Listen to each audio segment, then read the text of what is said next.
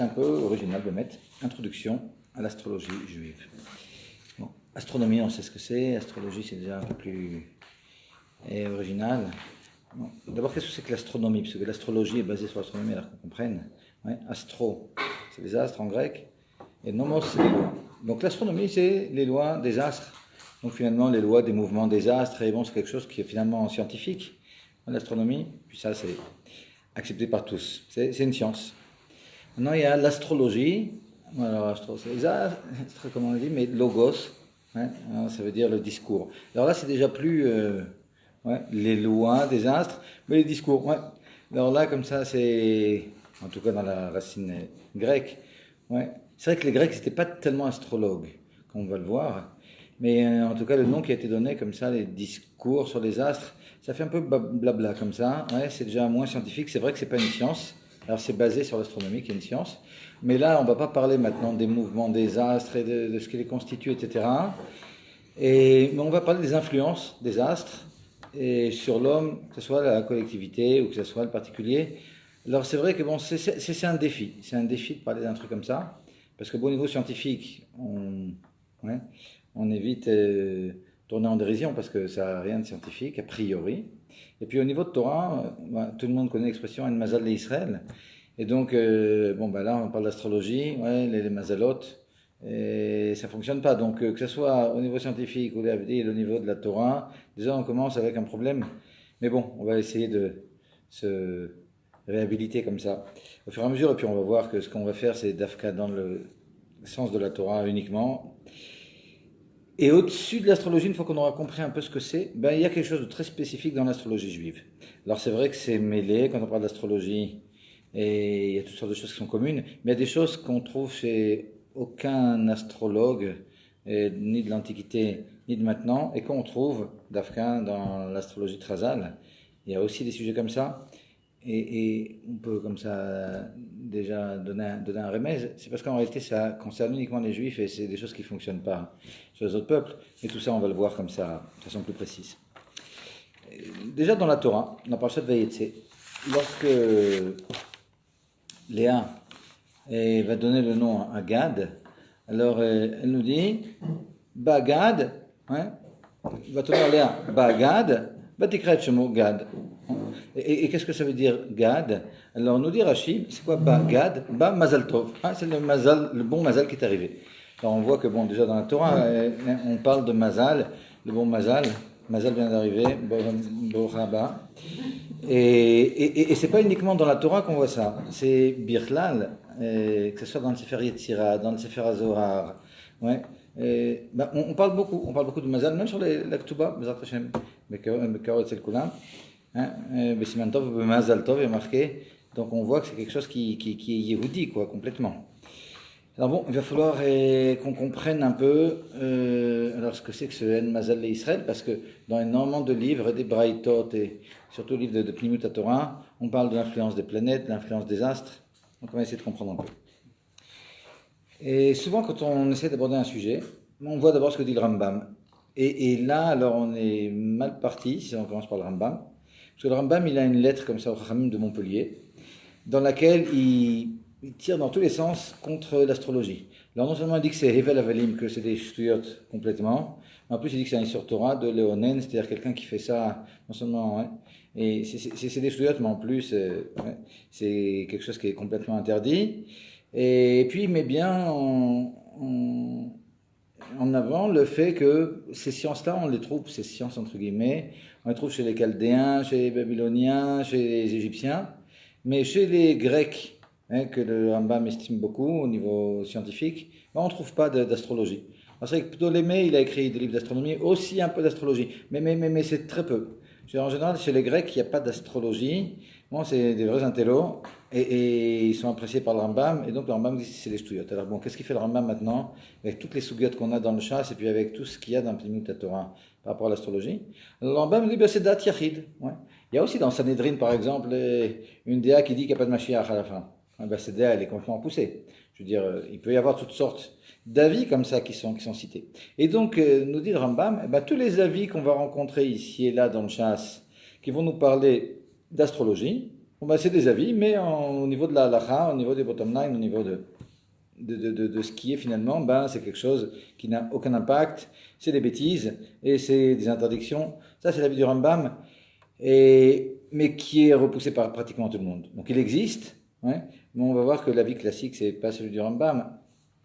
Alors, de l'autre côté, on a comme ça dans les responsables qui sont Miyuchassim au Ramban, Nachmanide, les Nimukei Yosef, et puis beaucoup de Gdolim, ils nous disent que non, absolument, c'est une chorma qui existe et depuis la création du monde, et en plus, alors c'est vrai que ça c'est assez difficile quand même, hein, pour le Rambam, mais il y a quand même une sugya dans Moed Katan, au nom de Rava. Tout ce que je vous dis là maintenant pour le moment, ouais, et ça sera peut-être, je sais pas, les 20 premières minutes du cours, c'est des sugyot, c'est pas dans la Choveret est le côté et dans la brochure un peu plus technique comme ça, une sorte de données il y a des choses pour lesquelles il fallait absolument un dessin, je sais pas comment on va faire avec l'enregistrement ici, peut-être quand il faudra, hein, c'est de ça que je parle, et on montrera comme ça au fur et à mesure.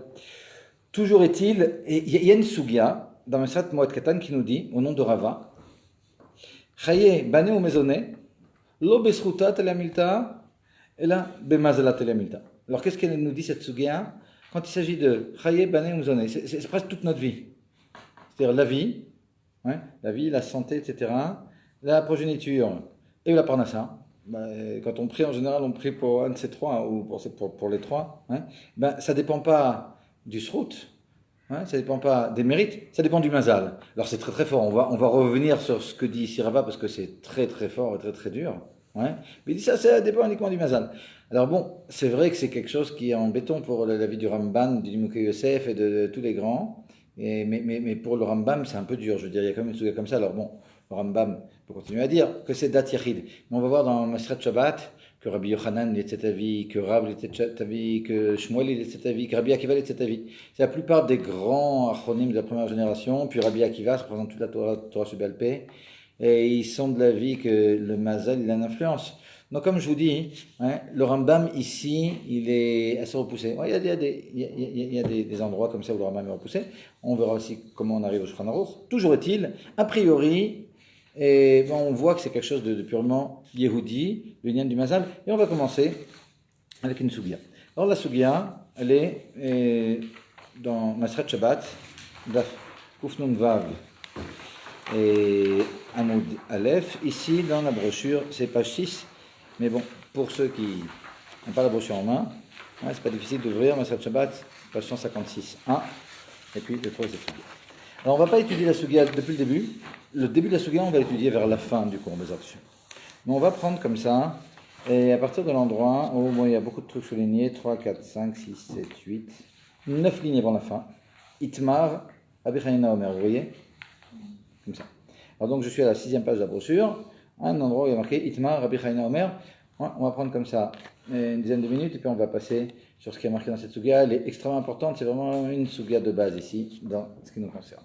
Alors je Itmar, Rabbi Hanina Omer, Mazal Markim, Mazal Mashir, Viesh Mazal l'Israël. Nous dit Rabbi Hanina, le Mazal il rend intelligent, il rend riche, Viesh Mazal l'Israël, et le Mazal il a un impact. Tof. On va voir que c'est même plus ce qu'il dit. Cet avis-là, il est repoussé.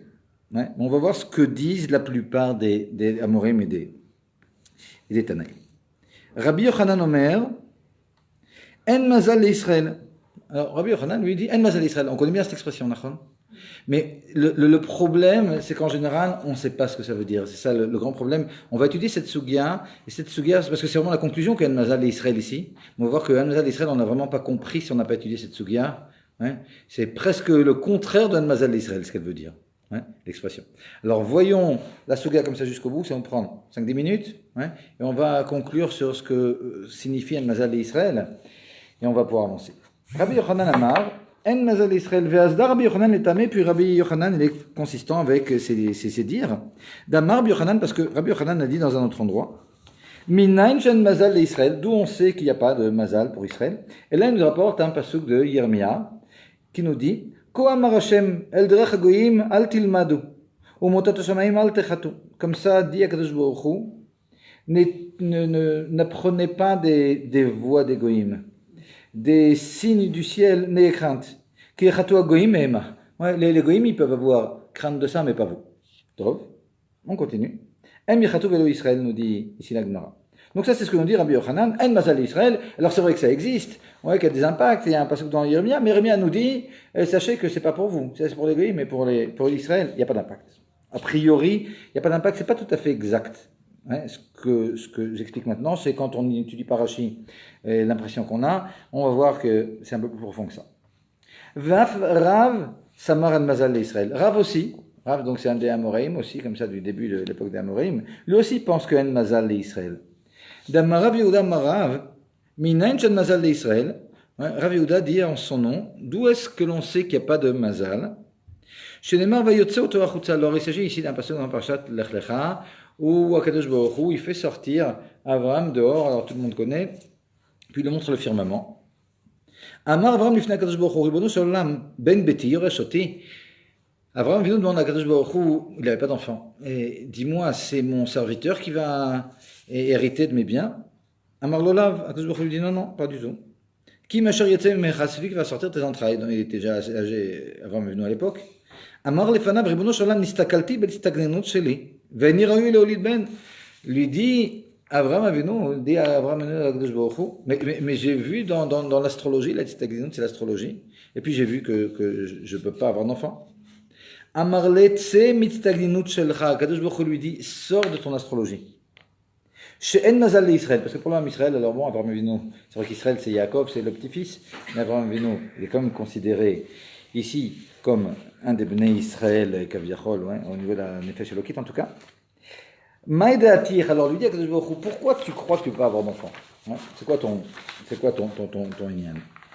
Dekei Tzedek B'Ma'arav, parce que Tzedek, il est, ouais, Tzedek c'est Jupiter, parce que Jupiter, il est à l'ouest. Alors ce que ça signifie, c'est pas important ici, mais d'après la position des planètes, on va revenir à la position des planètes plus tard. Et il est à l'ouest, alors tu crois que c'est pour ça que tu peux pas avoir d'enfant? Alors Rashi explique, ouais, l'ouest ça représente quelque chose qui est assez froid, alors que la Holada, le fait d'engendrer, ça demande de la chaleur, etc.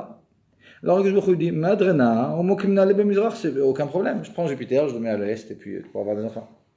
Alors bon, alors on commence déjà à comprendre que En Mazal et Israël, et c'est quand même fort. C'est En Mazal et Israël ici, alors que Baruch Hu lui dit, ben, tu crois qu'à cause des astres, c'est comme ci et comme ça, ben, je le bouge des astres, c'est pas un problème. Ouais. Ben, on voit bien qu'il y a des influences des astres ici. Akadosh Baruch Hu, pour faire ça, Kaviachol, ouais, c'est pas qu'il a besoin de quoi que ce soit, mais il a fixé des lois de la nature, Akadosh Baruch Hu.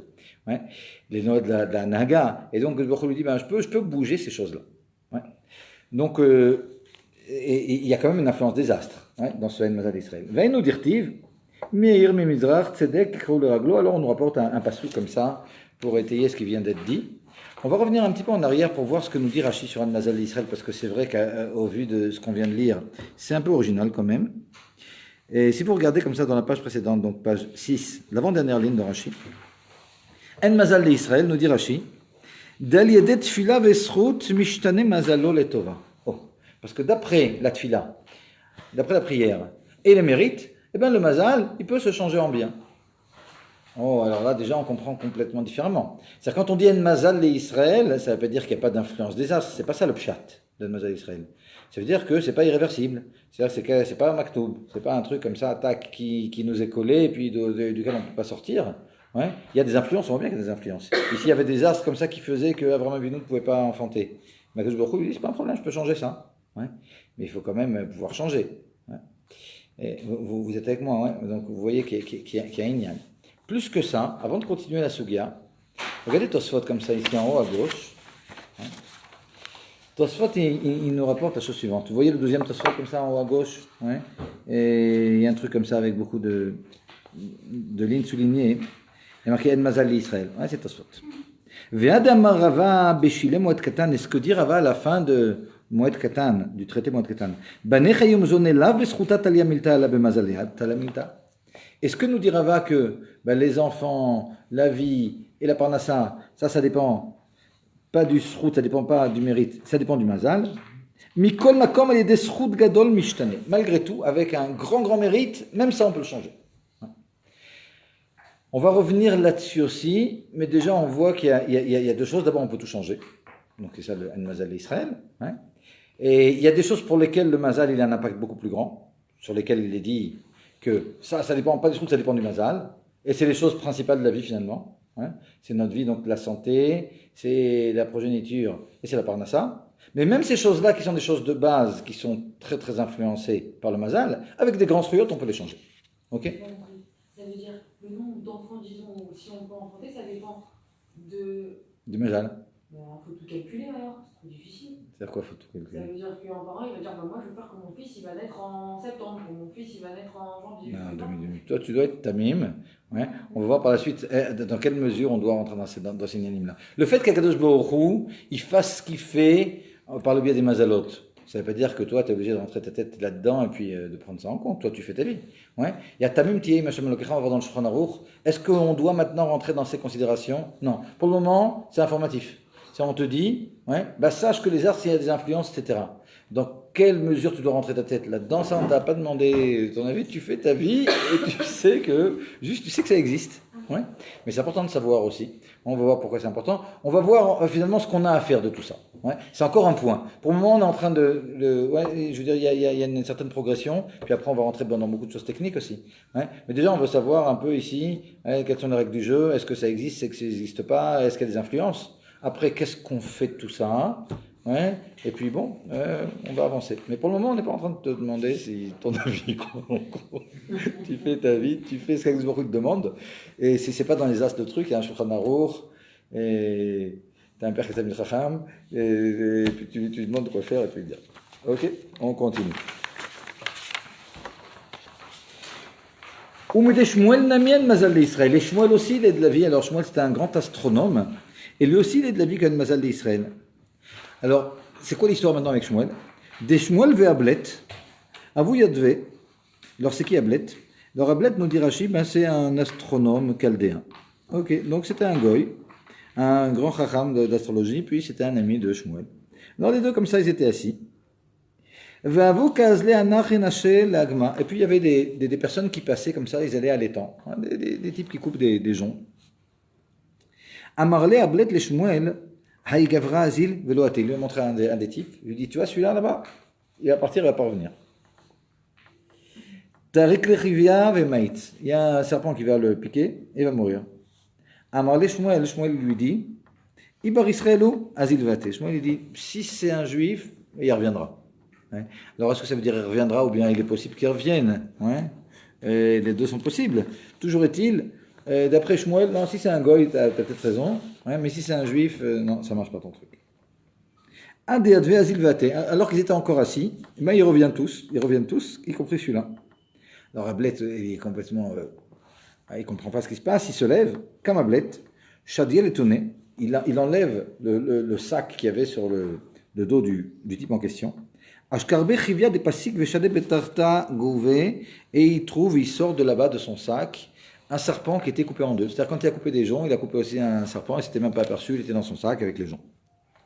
Amandé Shmuel, Shmuel dit, mais qu'est-ce que tu as fait? Comment tu as fait? D'après les astres, et tu devais mourir, quoi. Qu'est-ce que tu as fait pour t'en sortir? C'est ce qu'il lui demande. Amarle, Kol Yoma, Ava Marminan Rifta, Beade Adade, Vachlinan. Il lui dit comme ça. Il dit, tous les jours, on apporte chacun son pain, et puis on mange ensemble. Il y en a un qui passe comme ça avec un sac, chacun met ce qu'il a apporté, et puis après, on mélange tout. Il y en a un apporte du pain, l'autre apporte sûrement autre chose, etc. Et donc, on ramasse ce que tout le monde a apporté, puis après, on redivise comme ça, équitablement, et on mange. Maintenant, il y en avait un d'entre nous qui n'avait pas de pain. Avec un mirsaf, et puis il avait honte. Il avait honte, il n'avait pas de pain à apporter. Amina Léo, je lui ai dit, Anna Kaimna vers Amina. Je vais m'occuper moi du ramassage du pain, t'inquiète. Qui m'a taillé les gabés quand je suis arrivé à lui.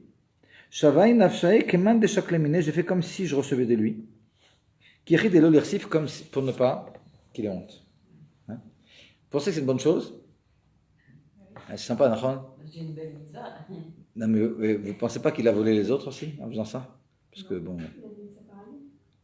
Il a donné ça par lui, mais il y en a un qui n'a pas donné dans l'histoire. Alors c'est vrai qu'on aurait tous fait ça, a priori, ouais, on est gentil. On n'a pas fait son type, et puis. Ouais. Mais Rachid dit plus que ça, parce que Rachid, il a vu ce truc-là, il dit il a donné une deuxième part pour lui.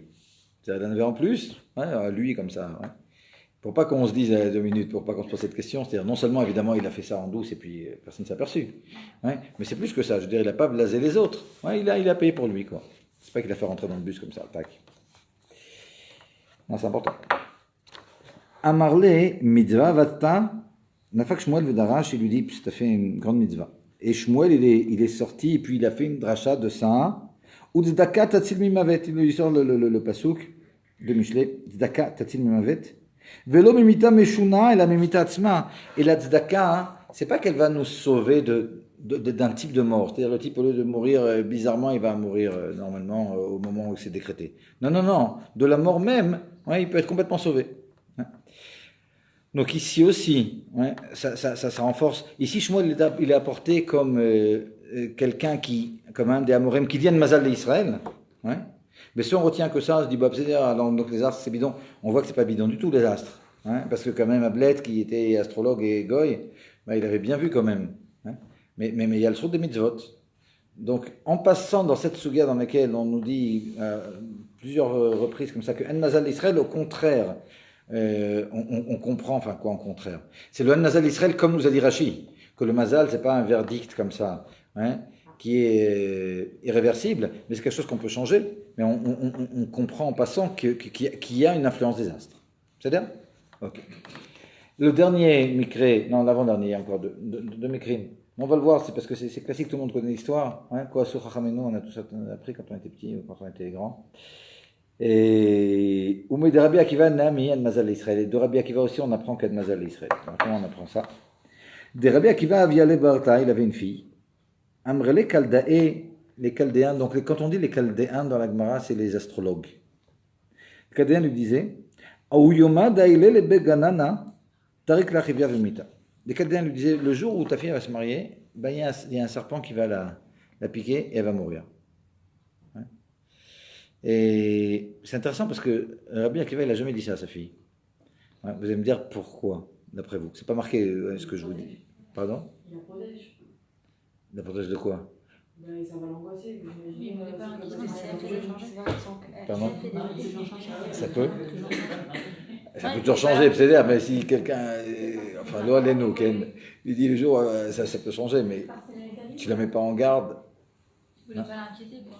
Peut-être parce que si elle fait des masses Imagine un truc comme ça dans la rue, un truc qui glisse, il y a un ravin, machin et tout. Tu veux pas inquiéter quelqu'un, tu lui dis pas. C'est les jours de son mariage, c'est plus alors que là, son mariage, c'est dans X temps, je sais pas. Non, maintenant, mais le jour du mariage non plus, il l'a pas dit. On va voir la suite. Ouais. Mais il n'a jamais dit, elle était allée se marier, il savait que le jour de son mariage, il devait mourir, il lui a rien dit. Okay. Peut-être par rapport au mitzvot, si par exemple on lui dit ma fille, il faut que tu fasses tout pour que ça n'arrive pas. Alors peut-être sa kavana, ça va pas être la même que si elle le fait genre c'est exactement ce que disent les Mefarshim. Les Mefarshim, ils disent que c'était quelque chose qui était tellement fort que de toute façon, il fallait un très grand route pour pouvoir se sauver de ça. Et s'il lui avait dit, ça va pas être un très grand route, je veux dire, bon, c'est pas qu'elle fait du chemin. D'un autre côté, il ne voulait pas non plus l'empêcher de se marier pendant toute sa vie. Et donc, il n'avait pas tellement de choix, quoi, que de taire le truc. C'est dur quand même. Donc, il savait qu'elle devait mourir. Mais bon, il devait savoir que c'était une grande sadika. Ave daïga miltatuva, il était doeg, ouais, il craignait vraiment cette histoire-là, bien qu'il va jusqu'à ce qu'elle se marie. Aouyoma, shakalta le marbanta, datsta beguda. Ce jour-là, quand elle était se coucher après le mariage, elle a pris sa broche, qu'elle avait dans les cheveux, puis elle l'a rentrée dans le mur. Itrameitiv beine de chavia. Il se trouve qu'il est rentré dans l'œil d'un serpent, et puis comme ça, elle a tué un serpent sans le savoir en rentrant sa broche. L'Etzafra, le matin, qui cache Aklala lorsqu'elle a tiré la broche, avec Asarir Vate Chivia Batra. Il y a un serpent comme ça qui a suivi, elle tire la broche, et puis elle est peut-être plus longue que prévu. Amarla voit, Mayavata, ce soir, elle est allée raconter à son père, évidemment, elle a trouvé un truc comme ça, et son père lui dit, qu'est-ce que tu as fait? Amarle Befania lui a dit, hier soir, donc le soir de noces, Ata Ania, Karabava. Il y a un pauvre qui est venu, puis il appelait comme ça à la porte. C'était dans une maison, donc sur le mariage, c'était pas comme aujourd'hui, comme ça. Vous tridé coulé alma besudata, puis tout le monde était occupé par la souda, personne n'a fait compte, n'a fait attention aux pauvres. Veleka des jamais personne n'a entendu. Kaimna, je me suis levé, Shakalti l'Iristanaï de Evitli. J'ai donné ma part du repas. Alors, comme elle était sur mon Chabad, elle a jeûné toute la journée. Hein, en plus. Ouais. Et en plus, elle donne son repas maintenant. Yafteni allé, donc elle lui a donné, et je lui ai donné. Amarla, mitzvah vadet. Il lui dit, ah, t'as fait une grande mitzvah. Nafak Rabbi Akiva vedarash, Rabbi Akiva est sorti, puis il a fait la drasha. Uzdaka tatil mimavet. Velo mimita meshuna et la mimita atzma. Alors il copie Rabbi Akiva, c'est ce qu'on a dit tout à l'heure. Il ne copie pas parce qu'il était avant. Tout à l'heure c'était un Mora, mais bon, c'est Rabbi Akiva, c'était un Tana. Ok. Donc de Rabbi Akiva aussi on apprend ça, mais là aussi encore une fois, et ouais, on voit bien qu'il y a oui une influence des astres. Ouais, les Chaldéens ils ne s'étaient pas trompés là aussi. Ok. Et enfin la dernière, ici c'est Rav Nachman Bar Yitzhak. On met Rav Nachman Bar Yitzhak Namian Mazal Israël. Alors là c'est aussi très fort. D'aimer de Rav Nachman Bar Yitzhak, imaginez Rav Nachman Bar Yitzhak comme ça, c'est un des plus grands Amoraïm. Regardez ce qui lui est arrivé. Sa mère, Amrela Chaldée, les Chaldéens, les astrologues lui disaient Barir Ganavave, ton fils il va devenir voleur. La Shavakte Gluyereiche, elle n'a jamais accepté qu'il ait la tête découverte. Alors il y en a ici qui veulent prouver que dans le temps on ne mettait pas la kippa parce que lui spécialement il mettait la tête couverte. Mais bon, il y en a beaucoup qui expliquent que non, on avait la tête couverte. Mais elle lui demandait de mettre un deuxième, hein, comme un vassalé, vous savez, comme ça. En plus. Amrale kassi recher ki echid tiavo Allah imata dishmaya. Elle lui disait, sans lui dire pourquoi, mais toujours la tête couverte et bien couverte pour avoir la hirat shamaim sur toi. Ubaï Rachme et demande la miséricorde à Kadosh Baruch Hu. Laveyada Maïk Amrale, et il ne savait pas pourquoi elle lui avait dit ça. Yom Achad Yativ, un jour il était assis. Kagaris Tutedikla, il était en train d'étudier sous un palmier. Nafal Glima, mais il avait réché sa glima, sa djellaba, elle est tombée de sa tête. D'aléné, il a levé la tête. Chazal et Dikla, puis il a vu le palmier, et puis il a vu des dates et tout. Almei Yatre son Yetzara, il est devenu très fort. Salik, il est monté au palmier. Pascal et Kiboura Béchiné, puis il a arraché avec ses dents une grosse. Un eshkol, quoi, comme on dit. Des dates, quoi. Ouais. Donc, ça ne lui appartenait pas, quoi. Ouais, on peut me dire, c'est fort quand même, hein, Rav Nachman Bar Yitzhak. Bon, peut-être qu'il n'était pas encore un grand à ce moment-là. Enfin, toujours est-il, on voit que ça marche, quoi. Ouais. Il devait devenir Ganav, il avait ça comme ça en lui. Et puis, il faisait ce qu'il fallait. Et puis, on voit à quel point ça l'a aidé, toute cette zéroute de Yirat Shamayim. Parce que dès que la kippa est tombée, tac, il est devenu un peu sauvage comme ça. Okay. Bref, ça c'est la Sugia d'Al-Mazal d'Israël. Okay. Donc, déjà ici, que ce soit de Rav, de Shmuel, de Rabbi Akiva, de Rav Nachman Bar Yitzhak, de Rabbi Yochanan, on comprend que Al-Mazal d'Israël, c'est qu'en réalité, il y a eu une influence des astres. Cette influence des astres, malgré tout, elle est réversible. Avec la Yirat Shamayim, on peut changer les choses. Et en plus, notre Sugia dans Moed Katan, qui nous dit qu'il y a même des domaines, et c'est les domaines principaux de la vie, dans lesquels les astres, ils ont une influence extrêmement grande. Hein. Mais malgré tout, Tassot nous dit que même ça, c'est des choses qu'on peut changer. Ok? Nachon l'Arshav, c'est ce qu'on a vu, c'est le Sikou. Au niveau de la halacha, encore une fois, là, on n'a pas encore commencé vraiment à regarder ce que c'est que ces influences des astres et comment ça fonctionne. Mais déjà, au niveau de la halacha, qu'est-ce qu'on a le droit de faire, est-ce qu'on n'a pas le droit de faire? Ça aussi, ouais, je ne voulais pas rapporter ici. Vous, si vous voulez noter comme ça, c'est dans Shulchan Aruch Yoredea. Siman, Koufa une tête, Seif Aleph. Lorsque nous dit comme ça le Shulchan Aruch, En shoalin bechozin bekochavim et velo begoralot. Donc, on n'a pas le droit de demander quoi que ce soit à des astrologues, ni de faire, les goralot c'est encore autre chose, mais ce qui nous intéresse ici c'est l'astrologie. Donc le Shulchan Aruch nous dit que c'est interdit. Ok, bon, alors on est coincé, donc on doit s'arrêter. Le Rama là-dessus, il rajoute la chose suivante. On va voir finalement qu'il y a 3 points où on peut, oui, entrer notre tête là-dedans. Moi, c'est ça que je vais vous montrer. Alors le premier point, il est déjà rapporté par le Rama. D'abord, le Rama, il explique ce que nous dit le Shulchan Aruch. Le Shulchan Aruch, il est posek comme le Rambam. Ouais, c'est interdit, Nekuda. Ok. Et le Rambam, tout à l'heure, on avait dit qu'il était cholek sur le Rambam, et qui disait que non, il y a une influence, comme on le voit, comme on l'a vu ici dans le pshat le pshat de cette Sugia. Parce que c'est vrai que cette Sugia qu'on vient d'étudier, pour le Rambam, elle est quand même dure. Ouais. Le Rambam est obligé de dire que non, c'est des exceptions qui sont apportées ici. Ouais. Que c'est Amorim, c'est ce qu'il pensait, Rabbi Akiva aussi, mais c'est très dur.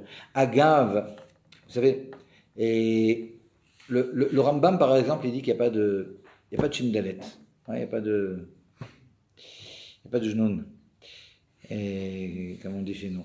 Maintenant, le Rabbi de Kotsk, et il a une explication très très spéciale de ça. Il dit qu'à l'époque du Rambam, il y avait tellement de ces créatures-là, et surtout en Égypte, en Afrique, et les gens, ils avaient tellement peur de ça, qu'au contraire, il a fait un psagdin qu'il n'y en a pas, pour les éliminer. Donc au contraire, il y croyait vraiment. Okay. Donc le Rambam, il est comme ça, souvent surprenant. Alors c'est vrai que c'est un peu dur ce qu'il dit, comme ça, que c'est du Evel Avelim, et que c'est interdit, etc. On peut aussi peut-être expliquer, comme explique le Rabbi de Kotsk, que ce qu'il dit que En Mazal Israël, c'est pour pas qu'on rentre dans l'astrologie. C'est vrai qu'à l'époque du Rambam, c'était assez développé, etc. Puis, on va voir que dans 99% des cas, on n'a pas à aller chercher ce qui est là-bas. Donc, c'est vrai que c'est peut-être un peu tactique aussi, ce que dit le Rambam. De toute façon, Allah Khalema, c'est le Shulchan Aruch nous dit, on ne peut pas aller chercher là-bas. Mais, malgré tout, le Rama, il rajoute quelque chose. D'abord, il explique, Mishum Shenemar Tamim Tiyeh Hashem Elokecha, parce qu'il est marqué Tamim Tiyeh Hashem Elokecha. Agav, et ce que nous dit le Rama ici, c'est ce que dit le Ramban. Et le Ramban, il pense un petit peu différemment du Rambam. Alors, on a compris, il nous dit que ça existe, juste on n'a pas le droit de le faire, c'est autre chose. Et le fait que le Ramban nous dise que c'est interdit à cause de Tamim, toi, soit Tamim, soit simple, déjà ça nous montre que il y a réellement quelque chose, mais on ne te demande pas de rentrer ta tête là-dessus. Okay. Et a fortiori, nous dit le Rama, qu'on ne peut pas aller chercher des gens qui font de la sorcellerie, etc. Des kosmim, des menachashim, des mechashvim, tout ça, c'est interdit évidemment a fortiori. Mais nous rajoute le Ramban, et le Rama aussi rapporte ça, et ça c'est la première porte, on peut dire, qui peut nous donner comme ça encore un lien. On a dit qu'il y avait trois points avec l'astrologie. Mais malgré tout, si jamais on entend, mais évidemment il faut que ce soit quelque chose qui est fondé, parce qu'aujourd'hui, c'est surtout des bêtises qui sont dites comme ça, les horoscopes, etc. Mais malgré tout, quand il y a quelque chose qui est fondé, si ça arrive à nos oreilles, qu'en fonction de notre mazal et du jour où on est né, etc., et puis toutes sortes de choses qu'on va voir, on apprend que aujourd'hui ou cette semaine ou quoi, on risque de ne pas réussir dans les affaires. On peut et a priori on doit aussi, nous dit le Rama, au nom du Ramban, prendre ça en compte. Donc le Rama, il atténue un petit peu ce que dit le Shulchan Aruch. Le Shulchan Aruch, il dit interdit d'entrer là-dedans. Le Rama, il dit, mais malgré tout, c'est pas qu'il est cholèque, mais il dit, mais malgré tout, si jamais tu entends quelque chose, tu peux, et tu dois, et prendre garde. Et là, mais juste, tu vas pas commencer à faire un doctorat autour du truc à cause de Tamim Tiyeh. Ça, c'est le premier point déjà. Ok, mais ça justifie pas encore quand tu dis le Inyan. Le deuxième point, qui est rapporté comme ça dans l'Achronim, je vous le dis comme ça aussi oralement, et c'est une distinction qu'il y a entre savoir le futur et toutes sortes de choses qu'on va étudier aussi vers la fin, qui sont apportées dans la même Suga dans Masrat Shabbat, mais plutôt de ce qu'on appelle Mazal Yom et Mazal Sha'a. Qu'est-ce que c'est que Mazal Yom et Mazal Sha'a? C'est des choses qu'on a le droit d'étudier. C'est toutes sortes de choses qui ont un rapport avec notre personnalité, qui sont fixées en fonction du jour et du jour de la semaine et de l'heure à laquelle on est né. Et ces deux choses-là, et le rapport entre les deux, c'est des choses qui vont déterminer, je vois sur moi par exemple, chacun se connaît, puis pas besoin d'étaler ces trucs, à quel point c'est extraordinaire, quoi. À quel point ça correspond. Alors j'imagine que c'est comme ça pour tout le monde, mais si on connaît le jour de la semaine et l'heure aussi, alors l'heure c'est déjà un peu plus compliqué, mais si vous voulez, juste après, un peu plus tard aussi, on va essayer de voir comment compter les heures, un peu comme quand on compte la 7e heure qui c'est en rapport avec ça. Pour Shabbat, pas faire le Kiddush, etc. C'est tout à fait en rapport avec cette Sugia. Et il y a des Chedushim du Rebbe aussi autour de ça. On va y arriver, Bezat Hashem. Mais toujours est-il, donc ces choses-là qui ont un rapport, pas avec le futur, mais avec le fait de se connaître. Puis c'est important de se connaître. Ça, c'est des choses qui sont autorisées, c'est rapporté comme ça dans l'acronyme, donc c'est le deuxième point. Et le troisième point, alors c'est autre chose. Là aussi, c'est quelque chose qui est assez fin. Le troisième point, il est basé sur deux sugyot dont je vais parler maintenant. Puis après ces sugyot, on passe à des choses plus pratiques. Mais il y a deux sugyot qui sont quand même un peu à l'encontre de tout ce qu'on vient de dire. Un sugyot dans Maseret Shabbat, Dafaïn Hei Amud Aleph. Amar Rav Zutra nous dit la chose suivante. Rav Zutra bar Tuvia. Ayodea lechashev tkufot umazalot ve'ino choshev asur lesaper himeno. Quelqu'un qui a la faculté, qui saurait faire des calculs qui ont un rapport avec les saisons, mais avec les mazalot aussi. Donc c'est pas uniquement l'astronomie, parce que quand on parle de saison, oui, c'est de l'astronomie, mais les mazalot c'est déjà un truc un peu plus complexe. Et toutes ces sougiotes là qui parlent de l'obligation d'apprendre les trufot et les mazalot, il y a une autre sougia. Et Rashi explique de façon très claire qu'il s'agit de l'astrologie. Ouais. Donc ici, et nous dit Rav Zutra bar Tuvia, quelqu'un qui saurait faire ces calculs-là, parce que vous allez voir, ça demande quand même pas mal de kishronot. Ve'ino choshev asur les saper heimeno, et qui le ferait pas, asur les saper heimeno. Alors ça veut dire quoi? Alors il y a deux explications. Il y en a qui expliquent qu'asur les saper heimeno, c'est interdit de lui parler. Ouais, on ne peut pas parler à un type comme ça. Tu peux pas lui parler parce que Stam, il perd son temps, il a des trucs très importants à faire, il ne le fait pas.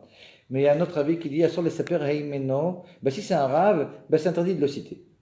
Ouais, quelqu'un qui pourrait faire ces trucs-là, puis il a un manque, et donc il n'est pas complet, il n'est pas à citer. Dans la suite de cette même sugya, nous dit la Gemara, Amar Rav Shmuel bar Nachmani Amar Rabbi Yochanan, Minayn she mitzvah la adam lechashev tkufot umazalot. D'où est-ce que l'on sait qu'il y a une mitzvah même de faire ça? Il y a une mitzvah de faire tous ces comptes. Parce qu'il est marqué dans le Sefer Dvarim, Ushmartem v'asitem ki chochmatrem ubinatrem l'nei ha'amim. Parce que cette chose-là, c'est comme ça que vous montrez la supériorité de Chochma et de Bina qu'il y a chez les Bnei Israël sur les peuples. Alors, nous dit la Gemara, qu'est-ce que c'est que la Chochma et la Bina dont on est en train de parler par rapport au peuple? C'est le Chishuf d'Et Kufot ou Mazalot, et puis Rashi qui nous dit que c'est l'astrologie. Donc finalement, ici, on a une Sugya qui nous dit, c'est important, si on a la possibilité, quelqu'un qui étudie la Torah, mais qui ne étudierait pas ça, quelqu'un qui est limité, etc., c'est une chose. Mais quelqu'un, disons, qui s'investit dans la Torah, c'est sûr qu'il a les capacités. Quelque part, il est obligé aussi, dans son limoud de Torah, de rentrer cette partie de la Torah. Et dans cette partie de la Torah, il y a tellement de choses comme ça qui vont faire du Kiddush Hashem, le fait même de parler des choses qui sont écrites ici, sans nécessairement que ce soit quelque chose à appliquer comme ça pour savoir le futur. Pas nécessairement, mais c'est même, on a dit, interdit. Mais en tout cas, le fait de connaître ces choses-là, c'est un peu ce qu'on va aborder maintenant. C'est quelque chose qui est une mitzvah. Donc, pour résumer comme ça en 3 points. Donc finalement, premier point par rapport à la halacha, on a compris qu'il y a oui une influence du mazal, on ne va pas revenir là-dessus. Mais disons au niveau de la halacha. Alors qu'est-ce qu'on peut faire de ça? Alors le premier point, alors on a le petite ouverture comme ça du Rama au nom du Ramban, qui nous dit que si on entend des choses, on doit en prendre, les prendre en compte. Le deuxième point, c'est le fait de savoir les données finalement de notre personnalité en fonction du jour et de l'heure de notre naissance. Ça, c'est quelque chose qui est autorisé. Et le troisième point, c'est que même les autres choses avec des choses très très très complexes, on va commencer à voir comme ça, d'astrologie, c'est oui des choses à étudier, même si c'est pas pour les appliquer dans le fait de savoir le futur, parce que de cette façon-là, on montre la chorma qu'ont les Bnei Israël sur les goïms. Ah, c'est quoi, avant de continuer, Ken Stecha? Juste par rapport au premier point, si on est avoir un échec et tout, dans la recherche, quand on fait un studio ou quoi, on a le droit de prendre en compte les signes de la personne. Par exemple, si on sait qu'on n'est pas compatible avec tel signe, on a le droit de pas rencontrer. Je vais te dire, le rabbi dit en aucun cas de rentrer dans ces ninim-là. Maintenant, si tu l'entends et puis que et t'es rentré dans le truc, dans ce cas-là, tu peux le prendre en compte. Mais commencer à aller chercher dans ce qui vaut. Et de la même façon, le rabbi il parle des noms. Il y a des Mekoubalim qui font toutes sortes de trucs. Moi, je me rappelle dans mes Shiduchim, j'avais une histoire comme ça, je suis allé voir je peux même dire qui, parce que bon, a priori, c'était la Bedin, la Eda Haridit, comme ça, leur avait Fischer, bon, il est décédé, et Yaakov Israël Fischer. J'avais un chidour qui tournait en vinaigre, et bon, après 6 mois, je suis allé voir Laura, parce qu'il fallait quand même bouger. Tachlès, alors je lui dis le prénom de la fille, il a fait comme ça, il s'est presque endormi, et il me dit, ça n'a rien à voir. Non. Alors je ne savais pas à l'époque que le Rabbi ne voulait pas dire qu'on fait ça. Alors bon, c'est vrai que ça m'a rassuré. Bon, après, j'ai appris. Mais non, le Rabbi, il ne veut pas qu'on rentre dans notre tête. Tamimité, Machem Elokecha, ça fait partie du truc. Et quand on commence à rentrer sa tête dans ces trucs-là, et je vais vous raconter une anecdote, mais sur un pied. Il y a une époque où j'ai commencé à étudier un peu ces choses-là et à prendre goût. Et même à prendre conseil avec quelqu'un qui s'y connaît énormément là-dedans. Mamash, quelqu'un qui vous dit des trucs. Bémet incroyable. Qui la première fois que je l'ai vu m'a raconté des choses sur ma vie, mais dans les pires pratiques, dans les détails. Ouais. Tard, laisse. Et quelque part, bon, bah, le fait d'étudier ces choses-là, ça crée un peu une dépendance. Ouais. Alors c'est vrai, bah, tu commences à y penser, etc. Puis à cette période-là, j'ai écrit comme ça au Rebbe. Et le Rebbe, il y avait une lettre comme ça très dure. Après, j'ai cherché, je crois que c'est la seule lettre qui parle de ça. Le Rebbe me dit, tu vas arrêter tout de suite d'aller voir des Megidé Atidotes, d'aller voir des types qui disent le futur. Un truc que... Et depuis, tac, alors j'ai coupé complètement. C'est pour ça que je disais comme ça, Shanda, au téléphone, ça m'est même un peu insupportable aujourd'hui. Quand tu dis la chassidoute, c'est tellement pas dans ce qu'ils vont. Ouais. Et c'est tellement plus haut que ça en réalité. Ouais. On va voir ce que dit la chassidoute de tout ça. Mais on est en train de traiter des trucs alors que avec l'attachement au Rebbe, avec les miftaïm, avec l'étude de la chassidoute, avec on déchire tous ces trucs-là, birchlal, quoi. Que c'est mesquin, quoi. Donc on n'a pas à se prendre la tête. Maintenant, c'est de l'étude de Torah ce qu'on fait, donc c'est très bien, quoi. Mais rentrer dans ces trucs, non. Lokedai. Agave. Qu'est-ce que dit la chassidoute? Alors je vous ai apporté comme ça, et dans la Choveret, on ne va pas avoir dans les mots, mais je vais vous dire l'idée. Il y a comme ça, page 8. Il y a quelques mamarim du Rabbi Rachab, des choses du Rabbi Rayat. Je vais apporter comme ça un maman de Rabbi Tafshin Mem Gimel. Mais en gros, je vais vous dire comme ça un point important qu'il y a dans ce mamar. Mais c'est vraiment important de comprendre. Le Rabbi ici dans le mamar, il y a quand même quelque chose qui est un peu dur et un peu paradoxal dans tout ce qu'on a dit. D'un côté, on dit An Mazal Israël. Bon, c'est vrai qu'on a atténué le An Mazal Israël. Malgré tout. Mazal Israël, ok. On peut facilement changer, quoi, avec Torah Mitzvot, on change. Mais d'un autre côté, on nous dit, mais pour les choses les plus importantes de la vie, Baner Hayom Maisonné, il y a oui un Mazal, et puis il peut changer, mais c'est dur à changer. C'est un peu paradoxal quand même. D'un côté, de dire que pour les choses secondaires, un Mazal Israël, pour les choses plus, il faut un très très grand route. C'est bizarre quand même. Et la chita du Rebbe, la chita de Chassidut, mais c'est tellement extraordinaire parce que tu te dis, mais mince, tu étudies la Sugia sans étudier la Chassidut, tu n'as vraiment rien compris. Alors, tout le monde connaît le Aïn Mazal de Israël, mais le Rabbi rentre ça ici dans la Sugia. C'est-à-dire, ce qu'il dit, c'est que non, mais ça ne se contredit pas du tout. C'est, quand on dit Baner, Chaye ou Maisonné, l'obesrutat alamita, ça ne dépend pas du srut, mais ça dépend du Mazal. Alors, c'est de quel Mazal ça dépend? Quand on dit ça dépend dans le Pshat, tu étudies la Moed Katan, ou tu vois ça dans Tosfot. Ça dépend pas du srout, ça dépend du Mazal. Alors je dis, bizarre que je fasse comme ci, comme ça, on s'en va, de toute façon c'est écrit en haut, c'est des trucs indélébiles. On dirait que c'est comme ça. Mais c'est vraiment pas le Pshat. Le Rabbi explique dans ce Mahamar, moi je conseille d'étudier, mais il dit non.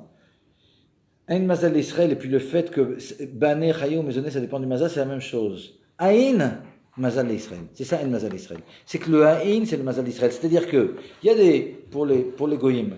Et quand on dit pour les Goïm, c'est vrai aussi pour un juif qui vit comme un goy. Ça peut être n'importe qui d'entre nous. Et là, je vous peut-être une parenthèse. Parce que, vous savez, quand on étudie le Tanya au début, puis qu'on nous dit, Ken, les Ovdei Goïm, les Garmaï Ovdei. Ouais, ils font ça pour eux. C'est ce qui est marqué dans Rosh Hashanah. Et quand ils font de la tzedaka, ils font ça par intérêt, etc. Alors ça choque tout le temps, ça nous choque un peu. Moi, ça ne me choque pas. Parce qu'en réalité, nous aussi, on fait par intérêt. 99% de ce qu'on fait, c'est par intérêt. par intérêt, on veut, parce que c'est bien pour nous, on veut faire ce que nous dit la Torah parce qu'on sait que c'est bien, etc. Il y a des choses qu'on fait de façon complètement sans aucune pnia, hein, mais c'est une petite partie de notre vie. Hein. Et en réalité, il faut changer, il faut tourner un petit peu la souga, c'est-à-dire, lorsqu'on nous dit que les Avdei Kochavim, ils font les trucs par intérêt, c'est pas uniquement Avdei Kochavim, c'est Avdei Kochavim, c'est nous aussi. Mais seulement le chidouche de la Sugia, c'est tout le contraire de ce qu'on croit en général. C'est que les Bnei Israël, ils ont la possibilité de faire des choses de façon complètement désintéressée parce qu'ils ont une nefesh elokit et ils peuvent faire Mesirut Nefesh. Ouais. Mais ça, c'est le chidouche. Ce que je veux dire ici, c'est que c'est la même chose. C'est-à-dire, quand on dit El Mazal Israël, attention, El Mazal Israël, mais il faut vivre à ce niveau-là aussi. Je veux dire, si le type, il rentre dans les mazalotes et dans les trucs, et puis, ouais, il aura des pâquerettes et le Admour Mtsei. Ouais. Il y a autre chose qui me vient à l'idée maintenant. Hein. Mais d'introduction à un de ses livres comme ça, il rapporte une souga qui dit qu'est-ce que doit faire l'homme pour gagner beaucoup d'argent? Ben, il doit faire beaucoup de commerce. Elle dit quoi? C'est tout ce qu'elle a à dire, la Gemara doit faire beaucoup de commerce. Elle dit étudie la Torah, elle fait de la tzaka, etc. Elle dit non. La souga, elle parle de quelqu'un qui est complètement au niveau des pâquerettes. Hein? Quelqu'un qui ne comprend pas ce que c'est, que le bitachon d'Hachem, la vodat Hachem, etc. Qu'est-ce qu'il doit faire? Il doit faire du commerce. C'est-à-dire, plus il travaillera et mieux ça ira. Hein? Et par conséquent, attention, quand on est une Mazal d'Israël, ouais, il faut se mettre au niveau. Ouais? C'est-à-dire, il faut y croire, il faut le vivre. Okay? Maintenant, c'est pas non plus si difficile que ça. C'est un petit switch à faire, mais zéro. Hein? À Starles, quand on dit Banei Chayom Mezoné, Bemazalat Taliamilta, ces choses-là dépendent du Mazal. Ben, c'est quoi ce mazal? Aïn, c'est le Aïn. Hein, Aïn, mazal d'Israël. Et c'est quoi ce Aïn? Ben, ce Aïn, c'est le bitoul finalement. C'est-à-dire que ce qu'il nous dit, c'est quoi ce bitoul? C'est l'abnégation. L'abnégation, alors c'est quoi l'abnégation? C'est beaucoup de choses. L'abnégation, c'est la Mesirut Nefesh, c'est le fait de faire des choses, même si le fait de se faire violence finalement pour faire des choses qu'on sait devoir faire. Et les choses que dans la Torah, même si ça ne nous plaît pas, même si c'est difficile, même si au contraire, justement parce que c'est difficile, les choses des mifsim du Rebbe, le Aïn, ben c'est attachement au tzadikim, ça aussi c'est le Aïn, hein, quand on est attaché au Rebbe, c'est aussi du Aïn. Hein. C'est la tzedaka, c'est de se dépasser, toutes ces choses-là, c'est le Aïn, Mazal Israël. Et donc, Banei Chayom Zoné, ben, réellement, ça dépend du Aïn, c'est-à-dire on se déchire, on se dépasse, on peut complètement changer les choses dans ces dynamis-là. Alors des fois, si on n'arrive pas à arriver si haut, il y a des tzadikim qui peuvent le faire. Il y a toujours d'histoires comme ça avec le Baal Shem Tov qui peut même changer comme ça de la parnassa en briout ou en enfant, etc. Okay? Mais en gros, finalement, nous dit ici le Rebbe, ces deux choses-là, elles ne se contredisent pas. Et quand on dit le Mazal d'Israël, hein, et Banei Chayom Zoné dépendent du Mazal, c'est la même chose. C'est que nous, on est complètement au-dessus de tout ça. On est au-dessus de tout ça. Et pour pouvoir vivre au-dessus de tout ça, hein, c'est un peu comme le bitachon d'Hachem, quoi. Ça demande beaucoup de pashtout, quoi. Tamim Teim Hashem Lokera, c'est un truc très fort. Hein. On aurait tendance à dire, non mais les astres, ils me disent quand même le truc, alors pourquoi être tamim? Hein. Pourquoi être tamim? C'est un peu comme l'Arshov Tov Veyetov, c'est le même esprit. Et pourquoi être tamim? Parce que quand je suis tamim, je suis complètement au-dessus de tout ça. C'est pas quand je suis tamim, ça y est, je prends des risques et puis Hashem Yazor. Non, c'est pas ça. Quand je suis tamim, le fait d'être tamim, ça sous-entend aussi ce bitoul, cette pashtout, etc. Je me mets complètement au-dessus. Hein, évidemment pour le bien. S'il y a un bon mazal, il restera toujours. Hein, c'est pas qu'en se mettant comme ça. Hein, donc les choses qui sont bonnes, elles resteront de toute façon. Hein. En étant tamim, les choses qui sont mauvaises, elles se transforment en bien. Sans qu'on le sache même. Ok, ceci dit, on va maintenant passer à des choses comme ça un petit peu plus techniques. Et on va commencer avec des croquis. Alors là maintenant, pour pouvoir aborder les textes, il y a beaucoup de choses qu'on va voir maintenant et qui vont vous aider pour aborder toutes sortes de textes que vous trouverez dans toutes sortes de livres. Hein. Il y a plein de livres, il y a plein de passages, que ce soit dans la Gemara, dans le Sefer Yetzira, dans d'autres livres, hein, qui vont parler d'astres, d'étoiles, de planètes, etc. Souvent, on a du mal à comprendre de quoi il s'agit. Puis il y a beaucoup de domaines aussi. Alors, je voudrais un peu mettre de l'ordre dans les idées. Et surtout pour vous donner des clés, quoi, pour pouvoir. Mais pour ça, il faut un petit peu d'astronomie. Maintenant. Donc, on va faire un peu de physique. Et maintenant, juste comme ça, quand on parle d'astronomie, alors vous savez qu'il y a un système héliocentrique où finalement on considère tout par rapport au Soleil, un système géocentrique où on considère tout par rapport à la Terre. Et il y a des choses qui sont plus faciles à expliquer d'une façon, des choses d'une autre façon. On va un peu parler des deux, mais c'est vrai que d'après la Torah, d'après le Chachamim, la Terre, c'est le centre de tout, puis tout tourne autour de ça. Alors c'est vrai que ça fait des résultats comme ça un peu complexes, mais je veux dire, c'est comme ça que c'est dans les livres en tout cas. C'est-à-dire, c'est comme ça aussi que la vie de la Torah. Alors venez, plutôt que de parler, regardez page 3. À la page 3, on ne voit pas tellement, mais c'est où il y a tous les petits dessins comme ça. Okay. Alors là, je suis désolé pour ceux qui voient ça à l'écran. Alors, ouais, je peux vous donner ça si vous voulez prendre une photo. Et. Ok. Alors, page 3, comme ça. Regardez le croquis numéro 4. Et je vais vous donner un moyen de mots techniques. Vous connaissez le me voici tout mouillé, je suis un nuage. Ça vous dit quelque chose cette phrase? Ok. Alors, comme ça. Me voici tout mouillé, je suis un nuage. C'est un mnémotechnique pour se rappeler de l'ordre des planètes. Dans le système héliocentrique, depuis la planète la plus proche du Soleil à la plus éloignée. Donc, me voici tout mouillé, je suis un nuage. Là, ça rien de Torah, c'est nulle part. C'est ni dans le Zohar, ni, vous imaginez. Surtout quand on traduit en ivrite, c'est ce que ça donne. Alors, c'est quoi? Alors, si vous regardez ici, ça tourne un petit peu comme ça. Vous voyez, il y a le Soleil au milieu, et puis il y a toutes sortes d'ellipses comme ça autour. Alors, vous voyez comme ça, il y a Mercure, Vénus, Terre, Mars, Jupiter, Saturne, Uranus avant Neptune, et puis on a Pluton aussi. C'est-à-dire, vous voyez que je suis allé comme ça des cercles les plus proches du Soleil. Alors si vous voyez me voici tout mouillé, je suis un nuage, Pluton on le met de côté, c'est Mercure, voici Vénus. Ok, cette phrase est un peu débile, mais c'est pas grave, si grâce à ça on se rappelle de l'ordre, ok, on a au moins gagné ça. Pardon? Qui n'est pas dedans? Il a fait. Alors Pluton n'est pas dedans, ok. Pluton n'est pas dedans, Pluton il a été déclassé, en 2006, et par les astronomes, parce qu'il n'était pas dans les normes. Alors déjà, comme ça on le voit, il est un peu bizarre, parce qu'ils sont presque tous dans le plan écliptique, c'est-à-dire le plan du mouvement du Soleil autour de la Terre, de la Terre autour du Soleil, ce que vous voulez.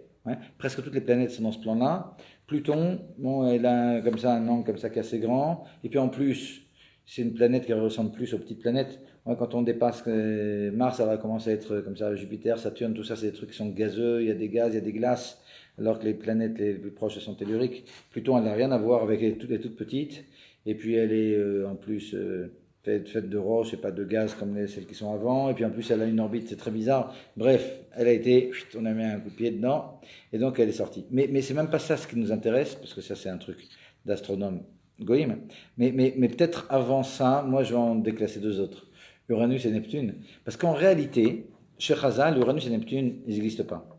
Ils n'existent pas d'abord parce qu'ils n'ont rien à voir avec, et ça c'est une des différences entre l'astrologie juive et l'astrologie des Goïm. L'astrologie des Goïm, aujourd'hui, on prend Uranus, Neptune, Pluton en compte, donc il y a 10 planètes ou étoiles, alors que, Uranus il a été découvert par Herschel en 1781, donc on imagine que c'est pas, dans la Torah on n'en parle pas, dans Chazal, et Neptune en 1846, et Pluton en 1930 Birklam. Donc ces trois derniers, même si chez les astrologues comme ça, quand vous avez des bouquins d'astrologie de Goïm, on vous parle de l'influence de Neptune, d'Uranus, de Pluton, de machin, etc., puis de Thérophile, de tous ces trucs-là, on les met de côté déjà, on les enlève, donc finalement qu'est-ce qu'il nous reste? Il nous reste Mercure, Vénus, Terre, Mars, Jupiter et Saturne. Ok, déjà. Mais maintenant, il y a un autre point comme ça, que je voudrais mettre en avant. Et pour ça, je vais vous demander de regarder la page 4. La page 4, c'est après une feuille blanche comme ça. Cette page 4, on va l'étudier comme ça assez en profondeur, et parce que elle est vraiment importante. vraiment importante. Alors ici, si vous regardez, on va regarder comme ça, vous voyez en bas, Eretz. Ouais. Après, bon, Goufa Maim, Goufa Roar, Goufa Esh, ça nous intéresse un peu moins. Vous voyez comme ça, j'ai numéroté 1, 2, 3, 4, 5, 6, 7, 8, 9 de bas en haut. 1, 2, 3, 4, 5, 6, 7, c'est en petit font. 8, c'est notre font. Et 9, c'est notre font encore. Vous voyez? Vous êtes avec moi? Ouais. Le 1, 2, 3, 4, 5, 6, 7, ouais, c'est extrêmement important. C'est les 7 planètes. Alors, essayez de retenir comme ça, les rachetez votre, depuis le 7 jusqu'au 1 en descendant. Shatsam, Chankal, c'est un truc qui va revenir souvent. Vous voyez, Shatsam, Shaptai, Tzedek, maintenant je descends du 7 au 1. Shatsam, Shaptai, Tzedek, Madim, puis Chankal, Chama, Noga, Kochav. J'ai marqué Yareach, mais en général on écrit Levana, donc Chankal, avec un lamed à la fin. Hein? Et ce Shatsam, Chankal, on va voir, et il revient souvent. Alors quelle différence il y a entre ça et puis le Mercure, Vénus, Terre, me voici tout mouillé, etc., qu'on a vu tout à l'heure? Le truc, c'est que maintenant, on va regarder les choses de façon un petit peu différente. On va regarder les choses avec la Terre comme milieu. Alors, le fait que les orbites, finalement, en dehors de celle du Soleil qui va être elliptique, les orbites des autres planètes, c'est vrai que ça fait quelque chose de complexe. C'est pas vraiment c'est des espèces de rosaces comme ça. Ouais. Parce que ça font des ellipses autour du Soleil, mais le Soleil, il fait aussi une ellipse autour de la Terre. Hein. Le composé des deux, ça fait des choses un peu bizarres, mais c'est pas grave. On n'est pas en train de regarder maintenant. Hein. La forme de la trajectoire, mais on regarde comme ça les différentes trajectoires. Et là maintenant, évidemment, on va enlever la Terre, parce que la Terre, elle est au centre. C'est-à-dire, mais on va rajouter deux choses à ce qu'on avait tout à l'heure. On rajoute la Lune et on rajoute le Soleil. C'est-à-dire que dans les 7 planètes, alors c'est vrai que le Soleil, hein, c'est pas une planète, c'est une étoile. Il y a une différence comme ça en hébride entre ce qui s'appelle corvée, lechet, hein, les étoiles qui bougent, les planètes, et les corvées chevet, les étoiles qui sont fixes. Et alors c'est les étoiles qui sont tellement lointaines que même si elles bougent, ouais, l'angle est tout petit finalement. Quand on parle d'années-lumière, ou de milliers, ou jusqu'à des 12 milliards d'années-lumière, on comprend que ça peut bouger des millions de kilomètres, hein, ça va rien faire. Par conséquent, on a ces 7 astres de base qui sont finalement les planètes quand on a enlevé les 3 dernières. Il n'y a pas la Terre, et puis on a rajouté la Lune et le Soleil. Ok? C'est cette chose-là, donc Levana, maintenant je vais du bas en haut, Levana, Kochav, Noga. Alors je vais vous donner les noms et quelques données là-dessus, c'est important pour la suite. Et pour le moment, ça n'a rien à voir avec les signes du zodiaque. Ouais, vous faites bien attention, les signes du zodiaque, c'est des étoiles qui sont beaucoup plus éloignées. Ouais, on va en parler aussi. On est en train de parler des planètes, mais on va voir qu'en astrologie, on a les deux. On a l'influence de ça, l'influence de ça, et puis on a l'influence surtout, c'est ça le point qui est important, des signes du zodiaque par le biais des planètes. C'est-à-dire que finalement, ouais, c'est plus ou moins le jeu qui est fait. Ouais. Alors évidemment, c'est tout ça, il y a des éphémérides, il y a des bouquins là-dessus comme ça qui nous donnent les positions de tous ces trucs. Ouais. Mais en gros, l'idée dans tous ces trucs-là, c'est assez incroyable, mais c'est comme ça que ça fonctionne en astrologie. On prend la Terre, et puis on tire des droites comme ça vers chacune de ces planètes. Alors chacun a sa période de rotation comme ça. Ouais. Autour du Soleil, autour de la Terre, ouais, comme on veut. Et puis quand on va prendre cette droite-là comme ça qui part de la Terre, qui passe par chacune des étoiles, ben à la fin, tac, on continue, et puis on arrive finalement dans un des signes du zodiaque. Ouais. On va parler du zodiaque. Et finalement, ben, ça sera le vecteur, hein, par lequel va passer et l'influence des astres jusqu'à la Terre. C'est-à-dire que, quelque part, toutes les influences dont on est en train de parler, c'est des influences des astres dont on va parler après, c'est des signes du zodiaque, par le biais de ces planètes. Ouais. C'est ça l'astrologie en gros. Ouais. Alors, il y a énormément de choses dans l'astrologie, ouais, mais disons que l'alignement comme ça qu'il y a entre les signes du zodiaque et les planètes et la Terre, c'est une des fonctions qui est importante ici, de notre lignée. Maintenant comme ça. Et l'ordre, il peut paraître un peu surprenant, hein, et parce que si on regardait, mais c'est un détail, moi je vous dis comme ça sur un pied, mais si on regarde tout à l'heure, quand je vous avais montré comme ça les différentes ellipses avec le Soleil au milieu, ben ce qui était le plus proche du Soleil, c'était, je vais peut-être vous donner les noms comme ça aussi en français, hein, ce qui s'appelle Kochav, c'est Mercure. Alors des fois c'est un peu trompeur, parce que des fois il s'appelle Chama aussi, comme il est près du Soleil, il s'appelle des fois Kochav Chama. Alors, ce qu'on appelle Kochav Chama, c'est pas le soleil qui s'appelle Chama. Souvent, c'est pour parler de Kochav, c'est-à-dire de Mercure. C'est-à-dire Ok. Donc, il s'appelle Kochav ici. Ouais. Yareach, la Levana, évidemment, on comprend. Ouais. C'est la Lune. Au-dessus, on a dit, on a Kochav, Kochav c'est Mercure. Noga, c'est Vénus. Chama, c'est le soleil. Maadim, c'est Mars. Tzedek, c'est Jupiter. Et Shabtai, c'est Saturne. C'est-à-dire, ça, c'est les astres qui sont importants, qui sont rapportés dans Chazal. Ouais, on les retrouve chez les Chachamim. Ok. Maintenant, alors, comme je vous disais, alors Kochav il est plus proche du Soleil que Noga, Mercure est plus proche du Soleil que Vénus. Ouais. Et quand on prend la Terre au milieu, normalement, il y aurait toutes sortes de raisons de penser qu'on mettrait Vénus avant Mercure. Ouais. Parce que Vénus, il s'approche de la Terre beaucoup plus que Mercure, mais il est très très excentrique, il s'éloigne aussi énormément, il va même dépasser, des fois il va plus loin que le Soleil, ouais. Il va jusqu'à 250 millions de kilomètres alors que le Soleil il est à 150 millions. Bref, mais tout ça c'est des détails, je ne vais pas rajouter de... Ouais. Prenez cet ordre-là, même si en réalité il y a quelques irrégularités, mais qui sont expliquées au niveau scientifique, ouais, et qui sont explicables même au niveau scientifique. Ouais.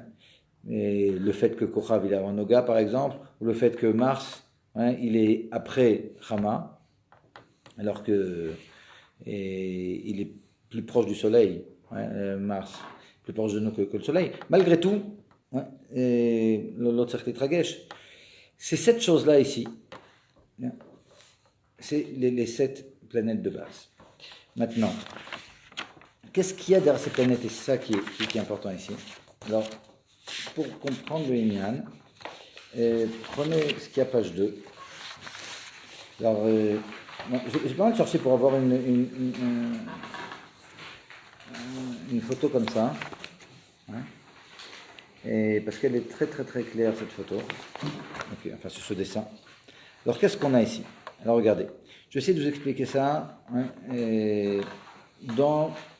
en prenant le soleil au centre.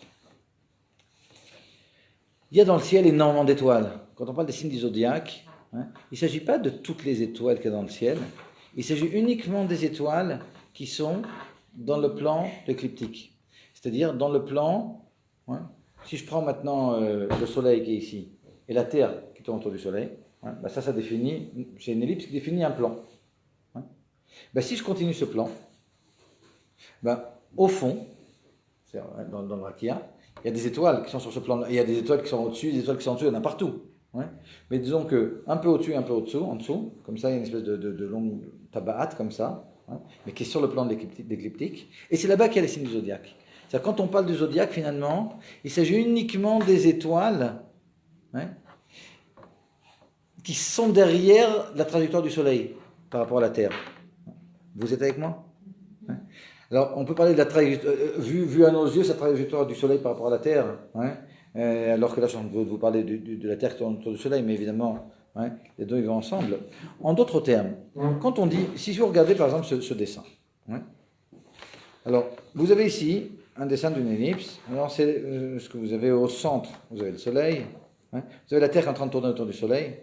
Alors c'est vrai qu'on est minime que la Terre, comme on a dit tout à l'heure, elle ne tourne pas, ouais, ni autour du Soleil, ni même sur elle-même. On va voir ce que dit le Rambam là-dessus. Même si c'est dur au niveau scientifique de dire ça, il y a des réponses à ça. Mais malgré tout, pour expliquer les signes du zodiaque, c'est plus simple d'expliquer ça comme ça. Ouais. Les deux sont explicables. Alors ici, ouais, ce que vous voyez, cette ellipse ici, ben finalement c'est la trajectoire de la Terre en un an autour du Soleil. Vous êtes d'accord? Ok. Maintenant, qu'est-ce qui se passe avec les étoiles? C'est pas que les étoiles, quand on dit par exemple, est-ce que quelqu'un a une idée, dans ce dessin, ouais, du signe du zodiaque? Je veux dire maintenant, dans ce dessin, hein, dans le dessin que vous avez sous les yeux, ben, il y a, on est à une certaine période, il y a un certain signe du zodiaque. Vous savez de quel signe il s'agit? Parce que vous les avez tous ici dans le ciel, d'accord? Alors c'est lequel qui va être considéré comme le signe du zodiaque qu'il y a à ce moment-là? Hein? Bon, il y a un petit indice, il y a marqué Terre le 21 mars. Hein? Mais alors regardez, ben, tout simplement, si vous tirez un trait entre la Terre et le Soleil, ouais, tac, vous allez tomber dans le Poisson, vous voyez, de l'autre côté. Ben, ça veut dire qu'ici, à cette période-là, ben, le signe du zodiaque, c'est le poisson. C'est-à-dire on est en Hadar. C'est ça quand on dit qu'on est né poisson, on est né bélier, etc. La Terre va continuer un petit peu. Ouais, on va aller directement comme ça, on sera bélier. Ouais, ce sera en Nissan. Ce sera maintenant. Vous comprenez? Ok. Maintenant, qu'est-ce que ça veut dire pour nous? Ouais. Alors quoi? Maintenant, pendant tout le mois comme ça, on sera dans le bélier. Ouais. Et qu'est-ce qui se passe? Oui, absolument. Parce que la Terre, même si... Ok, prenons la Terre qui tourne sur elle-même, ce modèle-là. Même si elle tourne sur elle-même, je veux dire, l'alignement entre la Terre, le Soleil et les astres, il ne va pas changer pour autant. Ce qu'on va voir dans le ciel, ce sera différent. Ouais. Et à Gav, il y a quelque chose qui est très intéressant. C'est que quand la Terre elle va tourner sur elle-même, comme je vous dis, le Soleil et les astres par rapport à la Terre restera le même. Elle va un tout petit peu bouger sur son ellipse, ouais, mais un tout petit peu. Donc finalement, il faut que vous compreniez un petit point. Et ça, j'essaie de le faire rentrer dans le dessin qui est tout en bas, sur la page 3. Ouais. Et c'est vrai, quand on parle on a tellement l'habitude, on a appris à l'école toutes sortes de trucs comme ça avec un système héliocentrique. Et on a du mal à revenir à quelque chose comme ça qui est basé sur la Terre avec les astres qui bougent autour et tout. C'est assez difficile. Malgré tout, je vous ai apporté un dessin en bas ici. Mais je reviens à mon dessin ici. Je veux que vous compreniez un petit point comme ça qui est extrêmement important. Pendant la journée, à l'est, comme ça, vous avez le soleil qui se lève. Le soleil, il se lève. Maintenant, on est dans le bélier. Ce qu'il y a derrière, c'est-à-dire maintenant, je suis en train de regarder vers le soleil, ouais, quand il se lève, ce qu'il y a derrière, c'est le bélier. Seulement, je ne le vois pas, parce que quand il se lève, ouais, je ne vais pas le voir, le soleil m'éblouit. Mais si je pouvais voir les étoiles qu'il y a derrière, ouais, ça serait les étoiles du bélier que je verrais. Quand le soleil, maintenant, il va monter, le soleil il se lève à l'est, tac, il va vers le sud et puis il se couche vers l'ouest. Ouais, c'est ce qu'il fait tous les jours. Quand on est dans l'hémisphère nord, c'est comme ça que ça marche. Alors, venons expliquons comme ça. Ouais. Tout ce qu'il y a derrière aussi, pourquoi il monte le soleil, etc. Alors, si je parle de la Terre qui tourne sur elle-même, la Terre elle tourne sur elle-même et donc ça va donner un effet de soleil qui monte. En réalité, non, parce que le soleil monte réellement. Expliquons ça comme ça. Quand tout veut finalement, ouais, la Terre tourne, donc je vais voir comme ça le soleil qui monte, qui va vers le sud et qui redescend. Mais ce n'est pas uniquement le soleil, c'est le soleil avec tous les astres qui sont derrière. C'est-à-dire que pendant tout le mois de Nissan, hein, quand il va y avoir la zricha du soleil, ouais, le soleil comme ça qui se lève, le soleil il se lève, et avec aussi les étoiles qui sont derrière, et les étoiles qui sont derrière, il y a aussi la zricha. Ouais, elles vont accompagner, c'est-à-dire que le bélier il accompagne, ouais, pendant le mois de Nissan, le soleil il va monter, il va redescendre. Et donc je ne le vois jamais en réalité. Ouais, parce que si vous comprenez bien, ouais, là maintenant, disons qu'on est en Hadar, ouais, parce que dans ce dessin c'est plus simple. Ouais. Vous voyez comme ça ici, ouais, le poisson. Quand on va se lever, on va voir comme ça tous les astres. Hein. Le soleil avec le poisson. Hein. Il va se lever, et puis comme ça, il va aller comme ça vers le sud, et puis se coucher vers l'ouest, et tout va tourner. Ouais, tout va tourner. Et donc finalement, poisson, bélier, taureau, gémeaux, cancer, tout ce qu'il y a ici, ouais, ils vont tous tourner, mais ça sera dans la journée, il y a le soleil qui m'éblouit, je ne les vois pas. Et quand est-ce que je vais commencer à avoir des étoiles? Je vais commencer à avoir des étoiles uniquement la nuit. Ouais. Et quand la nuit va commencer, je vais voir comme ça finalement tous les autres signes. C'est-à-dire que ce n'est pas du tout le signe dans lequel je me trouve que je vois la nuit, au contraire. Au début de la nuit, je vois le signe opposé. Donc ce que je vois dans le ciel, et puis quand on dit le signe du zodiaque de maintenant, c'est des choses qui sont complètement opposées, au contraire. C'est-à-dire, parce que le signe du zodiaque, encore une fois, c'est ce qui accompagne le soleil, mais quand il y a le soleil, moi je ne vois pas les signes zodiaques. Quand c'est que je vois les signes zodiaques, ce que je vois, c'est quand le soleil s'est couché, mais quand le soleil s'est couché, le signe du zodiaque, lui, il s'est couché avec lui, et donc ce que je vais voir, c'est tous ceux qui sont après. C'est-à-dire, c'est un qu'on ait comme ça, une petite compréhension du truc. Top. Je suis content comme ça. On est un petit peu avancé. Maintenant, il faut comprendre un autre point. C'est qu'en réalité, quand on voit comme ça, tous ces, ouais, le taureau, le bélier, etc., c'est des formes. Il faut pas mal d'imagination pour voir un bélier, un taureau, un truc. Ouais.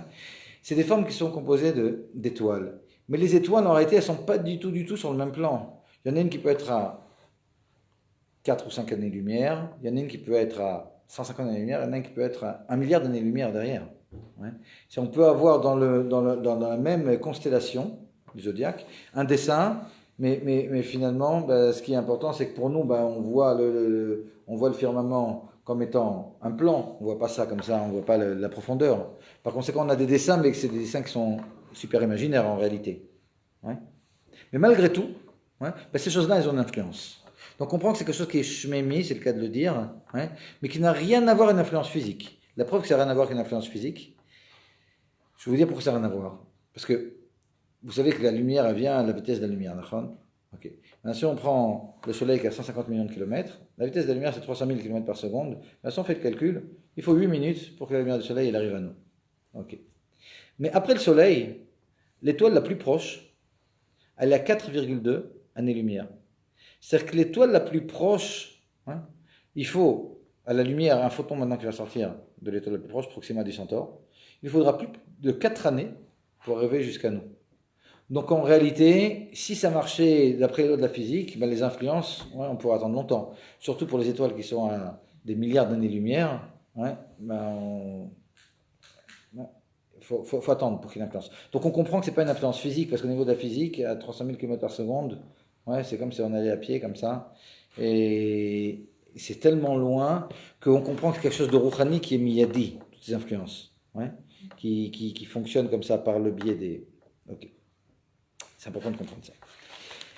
Et maintenant, regardez, je voudrais revenir à la page 4 et puis essayer de comprendre un peu plus.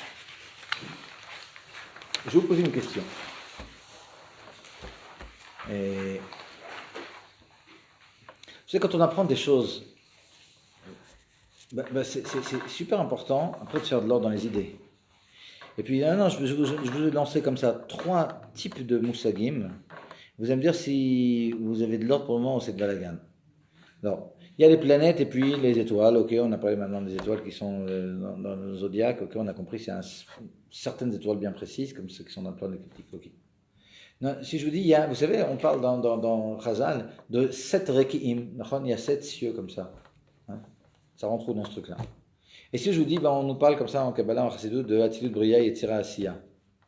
Ouais. C'est le balagan, et ces 3 trucs, il y a un rapport entre ces choses-là, comment ça marche. Ouais. Alors, je vais prendre maintenant 10 minutes pour faire de l'ordre dans les idées et essayer de comprendre un peu ces choses-là, comment elles s'imbriquent. C'est-à-dire? Alors, regardez. Alors, pour ça, Baruch Hashem, on a le Rambam. Ce que je vous ai dessiné ici, ouais, et c'est... Alors, on revoit comme ça, on a la terre. C'est ce que nous dit le Rambam dans Ilchot Yesod Torah Perek Gimel. Ouais. Donc, on revient maintenant au Rambam. Alors, qu'est-ce qu'il nous dit? On a la terre qui est au centre. Autour de la terre, on a Maim, Ruach et Esh. C'est-à-dire, Maim, Ruach et Esh, c'est des éléments. C'est quelque chose a priori qui est Rouhani. Quoique Maim, on peut penser que c'est les océans. Ruach, on peut penser que c'est l'atmosphère ou bien même le vide qui est après. Ouais. Esh, c'est déjà un peu plus dur, d'autant que Esh, c'est pas le soleil, parce que ce Esh dont on parle, il s'arrête quand on arrive à la lune. Ok? Donc, pour le moment, ok, c'est quelque chose d'un peu rouhani, de toute façon, c'est pas parti encore des Galgalim. Parce qu'autour de ça, maintenant, nous dit le Rambam, il compte maintenant 9 Galgalim. C'est-à-dire 9, comment on dit Galgal? 9 roues, on peut dire. C'est ça? Le premier ici, il dit, c'est Galgal Yareach, après Kochav, c'est-à-dire Mercure, Noga, Vénus, tout ce dont on a parlé. Chama, le soleil, vous voyez, je les ai numérotés de 1 à 7, on en a parlé juste avant. 5, Mars, 6, Tzedek, c'est Jupiter. 7, Shabtai, c'est Saturne. Qu'est-ce qu'il nous dit après? Il dit après, on a un 8e Galgal, Galgal Bokola Kochavim Shenerim Barakia. C'est une ceinture dans laquelle il y a toutes les étoiles. C'est-à-dire, on comprend, on vient de les voir, Nachon. C'est-à-dire que, ici, je vous ai montré en réalité la Terre et le Soleil uniquement, et puis après les étoiles. Ouais. Mais j'ai trouvé quand même un petit dessin dans lequel, si vous regardez comme ça, page 3, alors c'est pas très clair dans le dessin, mais bon, c'est ce que j'ai trouvé. Et c'est une des choses les plus complètes que j'ai pu trouver. Alors c'est vrai que c'est héliocentrique, mais c'est pas grave. Vous voyez, il y a le Soleil au milieu, il y a après toutes les planètes, et puis à l'extérieur, évidemment c'est pas à l'échelle, il y a les signes du zodiaque, c'est-à-dire toutes ces étoiles-là qui sont sur le plan de l'écliptique. C'est-à-dire, vous voyez ce truc-là? Nachon? Maintenant, quand je transcris ça à la Shita Trazal, où c'est la Terre qui est au centre, alors ça sort ce que nous dit ici le Rambam, c'est-à-dire, on a dit donc la Lune, Mercure, Vénus, le Soleil, Mars et Jupiter, Saturne. la huitième, la huitième tabaat dont on parle, le Rambam, eh ben, c'est les étoiles. Ouais. Et le neuvième, c'est quoi? Alors ça, c'est Galgal Mazalot. Et là, on se dit, Dominique, il y a un truc que je n'ai pas compris. Quoi, Galgal Mazalot, c'est pas le huitième? Hein, le huitième, par contre, c'est toutes les étoiles dont on a parlé. Et en plus, on a parlé spécifiquement des étoiles du zodiaque. Donc c'est ça, les a priori des Mazalot, hein? Vous êtes d'accord? A priori. Et là, je vous dis, non, le huitième, c'est les étoiles, et ce qui s'appelle le Galgal Mazalot, c'est le neuvième. Ok. Alors, sachez, que vous mettez les Grecs qui disent que le huitième, c'est ça, Galgal Mazalot. Où il y a les étoiles, c'est Galgal Mazalot. Malgré tout, si vous regardez comme ça, vous étudiez le Rambam, et Bémet, souvent on étudie comme ça, on ne fait pas attention, mais le Rambam, il nous dit ce que j'ai écrit ici, et en réalité, on peut comprendre. On peut comprendre, c'est-à-dire, le Rambam, il voit les choses un petit peu autrement. Pourquoi? Alors, je vais essayer de vous expliquer quelque chose. Le Rambam, il parle d'ailleurs, ce que je vais vous dire maintenant, le pirouche, vous savez, il y a un pirouche sur sur le Lilchot Kiddush HaChodesh et sur le Lilchot Yesod HaTorah. Il y a un pirouche qui s'appelle le pirouche, on ne sait pas de qui il est, et dans tout Mishneh Torah comme ça classique. Et le pirouche, il dit ce que je vais vous dire maintenant, c'est que bon, le Rambam ici, il est un petit peu différent des Grecs, que les Grecs ils appellent le huitième Galgal, le Galgal Mazalot. Le Rambam, il pense un peu différemment. C'est pas tellement différent, mais je voudrais juste comme ça que vous compreniez d'où ça sort. Quand on sort de la Anacha que un reste dans la Momadet, que la terre elle est fixe. Quand on dit qu'elle est fixe, chez Chazal, c'est pas uniquement qu'elle est fixe, qu'elle tourne pas autour du soleil, même autour d'elle-même elle tourne pas. Alors comment on fait pour ne pas faire tourner la terre autour d'elle-même, alors qu'on voit bien que tout tourne? Au lieu de dire que c'est la Terre qui tourne autour d'elle-même, on peut dire que c'est tout l'univers finalement qui tourne en 24 heures. C'est-à-dire c'est ça dont parle le Rambam, c'est-à-dire, le Rambam il parle des 7 Galgalim avec les étoiles et puis la lune et le soleil dont on a parlé. Okay. Après, il y a les étoiles dont on a parlé. Mais malgré tout, ce qui s'appelle le Galgal, ce qu'il appelle lui le Galgal Mazalot, c'est pas ces étoiles, parce que si maintenant il y avait que ça, puis tout était fixe, il n'y aurait pas de signe du zodiaque. Je veux dire, si tout est fixe, on serait tout le temps en train de voir les mêmes choses. Alors, si on ne prend pas la Terre qui tourne sur elle-même, mais c'est que le reste qui tourne dans l'autre sens. Quand on est dans le bus, des fois il y a des voitures qui avancent et puis on a l'impression qu'on va en arrière ou quoi. C'est la même chose finalement. Maintenant, on ne va pas ouvrir comme ça un Inyan qui sait qui a raison, etc. Copernic et machin, parce que de toute façon, le bottom line, même au niveau de la physique, et Einstein a démontré que la science, elle ne peut pas fixer qui est celui qui a raison. C'est pas qu'il dit pas qu'il y a et c'est pas qu'il dit qu'il n'y a pas de vérité. Il y a une vérité absolue, pour nous évidemment c'est celle de la Torah, mais scientifiquement, avec toutes les couchiottes, et c'est vrai qu'il y a beaucoup de couchiottes à expliquer comme explique le Rambam, dire que la Terre est fixe. Et alors les étoiles qui sont très très loin vont faire un tour en 24 heures, ça fait plus que la vitesse de la lumière. Il y a beaucoup de couchiottes comme ça, auxquelles il y a des réponses, même au niveau scientifique. Mais toujours est-il, alors là c'est pas le moment maintenant de rentrer dans les couchiottes, mais ce que le Rambam appelle le Galgal Mazalot, c'est un Galgal qui remplacerait finalement le mouvement de la Terre sur elle-même, et qui ferait tourner tout l'univers, y compris toutes les étoiles, en 24 heures. Vous comprenez? Donc en réalité, c'est pas tellement, on s'en moque un peu. Pour nous, le Galgal Mazalot, c'était le Galgal dans lequel il y avait les étoiles. Le Rambam, il n'appelle pas le Galgal Mazalot les étoiles elles-mêmes, mais le Galgal qui est derrière, qui fait tout tourner. C'est-à-dire, des hommes chez Kolkar, mais bon, au moins comme ça, que des... Ok. Et on est arrivé comme ça, au 9e Galgal. Je voudrais maintenant un petit peu qu'on ait une idée de dimension. Parce que je pense que dans cette étude, c'est extrêmement important. Parce que là, jusqu'à maintenant, sans ce que je vais vous dire dans les 5 minutes qui viennent, je crois qu'on a raté quelque chose de vraiment, vraiment important. Et ce que je vais vous dire, ça donne à réfléchir et ça nous aide à être petits, disons comme ça. Alors regardez, on a la Terre, ok. Maintenant on va parler de distance un petit peu. Alors on a le premier Galgal, Galgal derrière, la Lune, elle est à 400 000 km. C'est vrai 400 000 km, on a dit que la lumière fait 300 000 km par seconde, ok, en une seconde entière à peu près, tac. on arrive à la Lune à la vitesse de la lumière. Ouais, c'est un bolide de la lumière, mais malgré tout. Le Soleil, il est 400 fois plus éloigné que la Lune. On a la Lune, 400 000 km. Le Soleil, il est à 150 millions de kilomètres. Ouais, ça fait une distance quand même. Ok. Après, on a parlé de toutes les planètes. Prenons la dernière, Saturne. Saturne, elle est à 1,5 milliard de kilomètres en moyenne. C'est-à-dire 10 fois plus éloignée que le Soleil. Alors déjà, comme ça, on avait la Lune. Déjà, elle n'est pas si proche que ça, la Lune. Alors maintenant, on multiplie par 400, on a cette distance-là, on a la distance du Soleil. Cette distance-là, maintenant, on multiplie par 10. On arrive à Saturne, qui est donc la fin des planètes en ce qui nous concerne. Et la prochaine étoile qui est après, parce que pour le moment, on n'a pas parlé d'étoile, vraiment, en dehors du Soleil, qui est un peu spécial. Mais maintenant, on a dit que l'étoile la plus proche, c'est Proxima du Centaure. On a dit qu'elle était à 4,2 années-lumière. Mais ça fait quoi? Ça fait 26 000 fois plus loin que Saturne. C'est-à-dire que si Saturne, on a le Soleil, il est 10 fois plus éloigné de nous que le Soleil, on prend cette distance-là, de nous à Saturne, qui est 10 fois la distance du Soleil, on multiplie par 26 000, on a l'étoile la plus proche. L'étoile la plus proche, qui a 4,2 années-lumière. Alors, imaginez maintenant que l'univers, le rayon de l'univers, d'après la science, c'est 12 milliards d'années-lumière. Là, on parle de 4,2. C'est-à-dire que l'étoile la plus éloignée, elle est 3 milliards de fois plus loin que l'étoile la plus proche.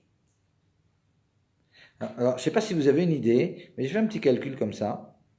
Je fais un petit calcul. Si je prends le Soleil, maintenant, je le mets à 1 millimètre de nous. Si je veux faire un dessin, par exemple, je vais faire tout à l'échelle. Alors, je fais la Terre comme ça, et à 1 millimètre de la Terre, je mets le Soleil. L'étoile la plus éloignée, vous savez à quelle distance elle sera? Elle sera à 1 milliard de kilomètres. C'est-à-dire que si ce 150 millions de kilomètres, c'est la distance du Soleil à la Terre, je divise par 150 millions, ça fait 1 kilomètre, et ça je divise encore par 1 million, ça fait 1 millimètre. Donc les 150 millions de kilomètres, je les ai super réduits, 150 millions fois 1 million de fois. L'étoile la plus éloignée, elle est encore 1 milliard de fois plus loin que ça. Donc c'est un truc de cinglé en réalité. Bémet, on n'a pas d'idée, même avec ces mots-là. J'ai essayé hier, aujourd'hui, comme ça, je me suis dit, mais qu'est-ce qu'on peut prendre comme exemple pour donner une idée de ces distances qui sont complètement folles, quoi. Mais bon, c'est plus ou moins comme ça. Je me suis dit, avec 1 millimètre, comme ça, on arrive à 1 milliard 1 milliard de kilomètres, pas 1 milliard de fois plus. 1 milliard de kilomètres. 1 milliard de kilomètres, attention. Pas 1 milliard de fois plus. C'est beaucoup plus de fois plus. C'est 10 puissance 15 fois plus que le Soleil. Mais disons que le millimètre, à l'échelle, si je devais mettre l'étoile la plus éloignée, elle serait à 150 millions de kilomètres. Pardon. 1 million de kilomètres. 1 milliard de kilomètres. Pardon. Donc un truc vraiment dingue. Et c'est qu'on a une idée. Et tout ça, nous explique Razal dans Masrat Chagiga. On est arrivé uniquement jusqu'au 2e raké. Et pour ça, je voudrais rajouter, on parle de 7 rekim, on a dit, alors c'est quoi ces 7 rekim? Et il y a une sugia, j'ai dû vous en parler comme ça, voilà, j'ai rapporté ça dans les Harot, à la page d'après. Et si vous voyez la Hara 2, la note numéro 2, alors, comme ça, je vous ai dit que dans Masret Chagiga, il y a une marquette entre Rav Yehuda et Resh Lakish. Je n'ai pas marqué où c'était dans Masret Chagiga. C'est page 5 là maintenant. Maintenant, on est page 5, à la note numéro 2. Je vous ai marqué dans Masret Chagiga, je ne l'ai pas écrit où, c'est dans la Fiud Bet Amoud Bet. Dans page 12b. Et là-bas, il y a une marquette entre Rav Yehuda, la Chachamim, et Resh Lakish. Et ils ont une marquette, combien de Rekim? C'est intéressant. Rav Yehuda, il dit, il y en a 2. Alors comment il arrive au fait qu'il y en a 2? Parce qu'il y a marqué dans Parashat Ekev, En l'Hashem lokecha shamaim u'shmei shamaim. Akadosh Baruch Hu, il a shamaim ve'shmei shamaim. Il a les shamaim, il y a ce qu'il y a au-dessus des shamaim. Aaretz v'chol ha'sharba. C'est un passage dans Parashat Ekev. Akadosh Baruch Hu, il a shamaim u'shmei shamaim. Aaretz v'chol ha'sharba. Donc il y a 2 rekim, il y a les shamaim, il y a les shmei shamaim. Ce qui est shamaim ou shamaim.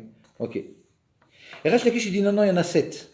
Alors, il a une massorette comme ça. Il apporte les noms des 7. Vilon, Rakia, Shrakim, Zvul, Maon, Machon, Aravot. Hein, c'est les noms des 7. Et il a une preuve comme ça que le deuxième Rakia s'appelle Rakia. Parce que quand Akadosh Baruch Hu, il a fait les astres, il y a marqué Vaïten Otam Elokim Birkia Shamaim. Hein, donc il y a un firmament qui a le nom spécifique de Rakia. Ce qu'expliquent les Mefarshim, en particulier le pirouche dont je vous ai parlé sur les Chot Yesod Torah du Rambam, il dit il n'y a pas de marloquette en réalité. Hein. Alors si vous revenez comme ça à la page 4, qui est la page de base ici, il nous dit Rav Yehuda il parle uniquement de tout ce qui est Gashmi, et Resh Lakish il parle aussi des Rekim qui sont Rouchanim. Alors là c'est intéressant parce qu'on commence à voir, hein, parce qu'on n'a pas l'habitude de... Pour nous on a deux trucs qui sont complètement indépendants, on a la Gashmiut, la Rouchaniut. Puis d'un coup, il y a une sougya qui te met un peu dans les idées et qui te parle du gvoul comme ça entre les deux. Alors, d'après ce que nous dit le Pirouche, il n'y a pas de marloquette entre Rav Yehuda et Resh Lakish. Rav Yehuda qui nous dit qu'il y a 2 Reki'im, il nous parle du premier Rakiya qui arrive jusqu'à, depuis, ce qu'on appelle Goufa Esh. On pourrait dire comme ça, au-dessus de la terre. Où est-ce qu'il commence? Il commence quelque part, mais il se finit au niveau de la lune. Ça, c'est le premier Rakiya. Et depuis la Lune jusqu'à la fin des étoiles, c'est-à-dire 12 milliards d'années-lumière dont on a parlé, mais un truc qui est dingue, c'est tout l'univers, avec toutes les dimensions dont on a parlé. Ça, c'est le deuxième Rakiya. Et au-dessus de ça, vous voyez, je fais une ligne en pointillé, et puis je vous dis comme ça, il y a au-dessus Chamisha Rekiim, et Shrakim, Zvul, Maon, Machon, Aravot. Le Rambam aussi, il rapporte ça. Et donc finalement, on a les 2 dettes et puis il n'y a pas de marloquette. Et donc au-dessus des pointillés, c'est déjà de la rouchaniout. C'est-à-dire? Ok. Alors déjà maintenant, on a mis un peu d'ordre, les planètes et les étoiles. On a mis les Rekiim aussi, les 7 Rekiim, on a compris. Les 2 d'en bas, c'est tout l'univers physique. Et puis il y en a encore 5 qui sont dessus. Okay. Maintenant, qu'est-ce qui se passe avec tout ce qu'on apprend en Chassidut comme ça, Tzilut, Bria, Yetzira, Asiya? Comment ça marche? Alors, dans tout ça. Alors comme ça, je vais vous dire, là c'est déjà un tout petit peu plus complexe, mais disons que tout ce qu'on voit ici, c'est ce qui s'appelle la Asiya Gashmit, c'est-à-dire c'est encore plus bas que la Asiya, que le monde de la Asiya dont on parle en Chassidut, mais je voudrais quand même rajouter des petits détails, je ne vais pas lancer ça comme ça uniquement, et... Comme ça, c'est bien parce que ça fait vraiment de l'ordre des idées. Comme ça, il n'y a pas 3 domaines. Le domaine des planètes et des étoiles, le domaine des Rekim qu'on trouve dans la Gemara, puis le domaine qu'on voit dans la Chassidut de Tzimbriya et Tzirasiya. C'est déjà un peu plus riche. Alors comme ça. Dans les mondes de Rouchanim, il y a la Tzilut, Bria, Yetzira, Asiya. Ok, on a compris. Les 7 Rekim dont on a parlé, c'est même quand on a parlé des 5 Rekim qui en sont au-dessus, c'est dans la Asiya que ça se passe. C'est-à-dire que quand on parle du monde de la Yetzira, c'est au-dessus de cette 7 Rekim. C'est pas que c'est 7 Rekim, c'est depuis la Hatzilut ou quoi que ce soit.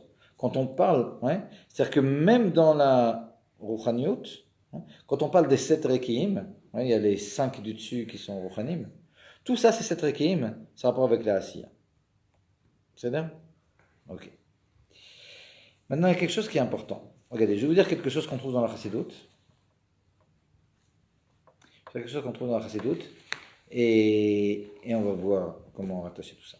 Dans la Chassidut, on nous dit que du monde de la Asiya, il y a des orot, des hashpaot, c'est-à-dire des influences, qui vont arriver jusqu'au Ophanim. Vous savez qu'il y a toutes sortes d'anges. Il y a les anges qui sont dans la Asiya, ça s'appelle les Ophanim.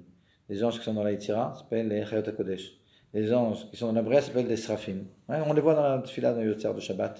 C'est-à-dire, alors, ces anges-là, qui sont dans la Asiya, du monde de la Asiya, il y a une influence qui va arriver jusqu'à ces anges. Et ça s'appelle les Shimrei Ophanim. On pourrait dire que c'est les excréments de ces anges-là. C'est souvent apporté dans la Chassidut, pour nous faire comprendre comme ça que c'est un petit peu dégoûtant quand même, toutes les Tanogim qu'on a. Alors, il y a un truc qui arrive dans la Chassidut qui est un petit peu dégoûtant, mais c'est bien, ça nous fait du bien. Il dit, tu sais, tous les kefs que tu as dans la vie, là, les plaisirs qui descendent jusqu'ici. En réalité, ça vient des excréments des anges. C'est toutes les hashpaot, elles descendent jusqu'ici, mais quelque part, ça passe. Parce que tous les plaisirs qu'on peut avoir, c'est de la Elokut. même les choses qui sont interdites. Il peut avoir de plaisir uniquement quand on a d'Elokut. Ouais. Donc, alors ça vient de Atilut, Bria, Yetira, Asiya, ça passe par les anges. Les anges, ben, les Shimra Ophanim, c'est finalement des excréments des anges. Ouais. Ben, ça va descendre de là-bas, ça arrive jusqu'au Sarim. Alors, c'est quoi les Sarim quand on entend? Ouais, il y a aussi des Tosfot qui nous parlent, le Sar, des arbres, celui des montagnes, celui dans Perek Shira, etc. Ouais. C'est ce qui est en dessous de Ophanim. De ces Sarim, ouais. Alors il y a les Shivim Sarim par rapport aux Shivim Umot. Ouais. De ces Sarim, donc c'est des anges, comme ça, qui sont plus bas que les Ophanim. Ça arrive jusqu'au Mazalot. Des Mazalot, ça passe par les planètes, et les planètes, ça arrive jusqu'à la Terre. Ouais. C'est comme ça que les influences descendent. Ouais. C'est comme ça que c'est expliqué dans le Chassidut, et puis comme ça, on a fait comme ça un peu un rapport entre les deux. Mais malgré tout, alors, il y a quand même quelque chose qui est important. Quelque chose qui est important. C'est quand on étudie les L'Ilchot Yesodei Torah du Rambam.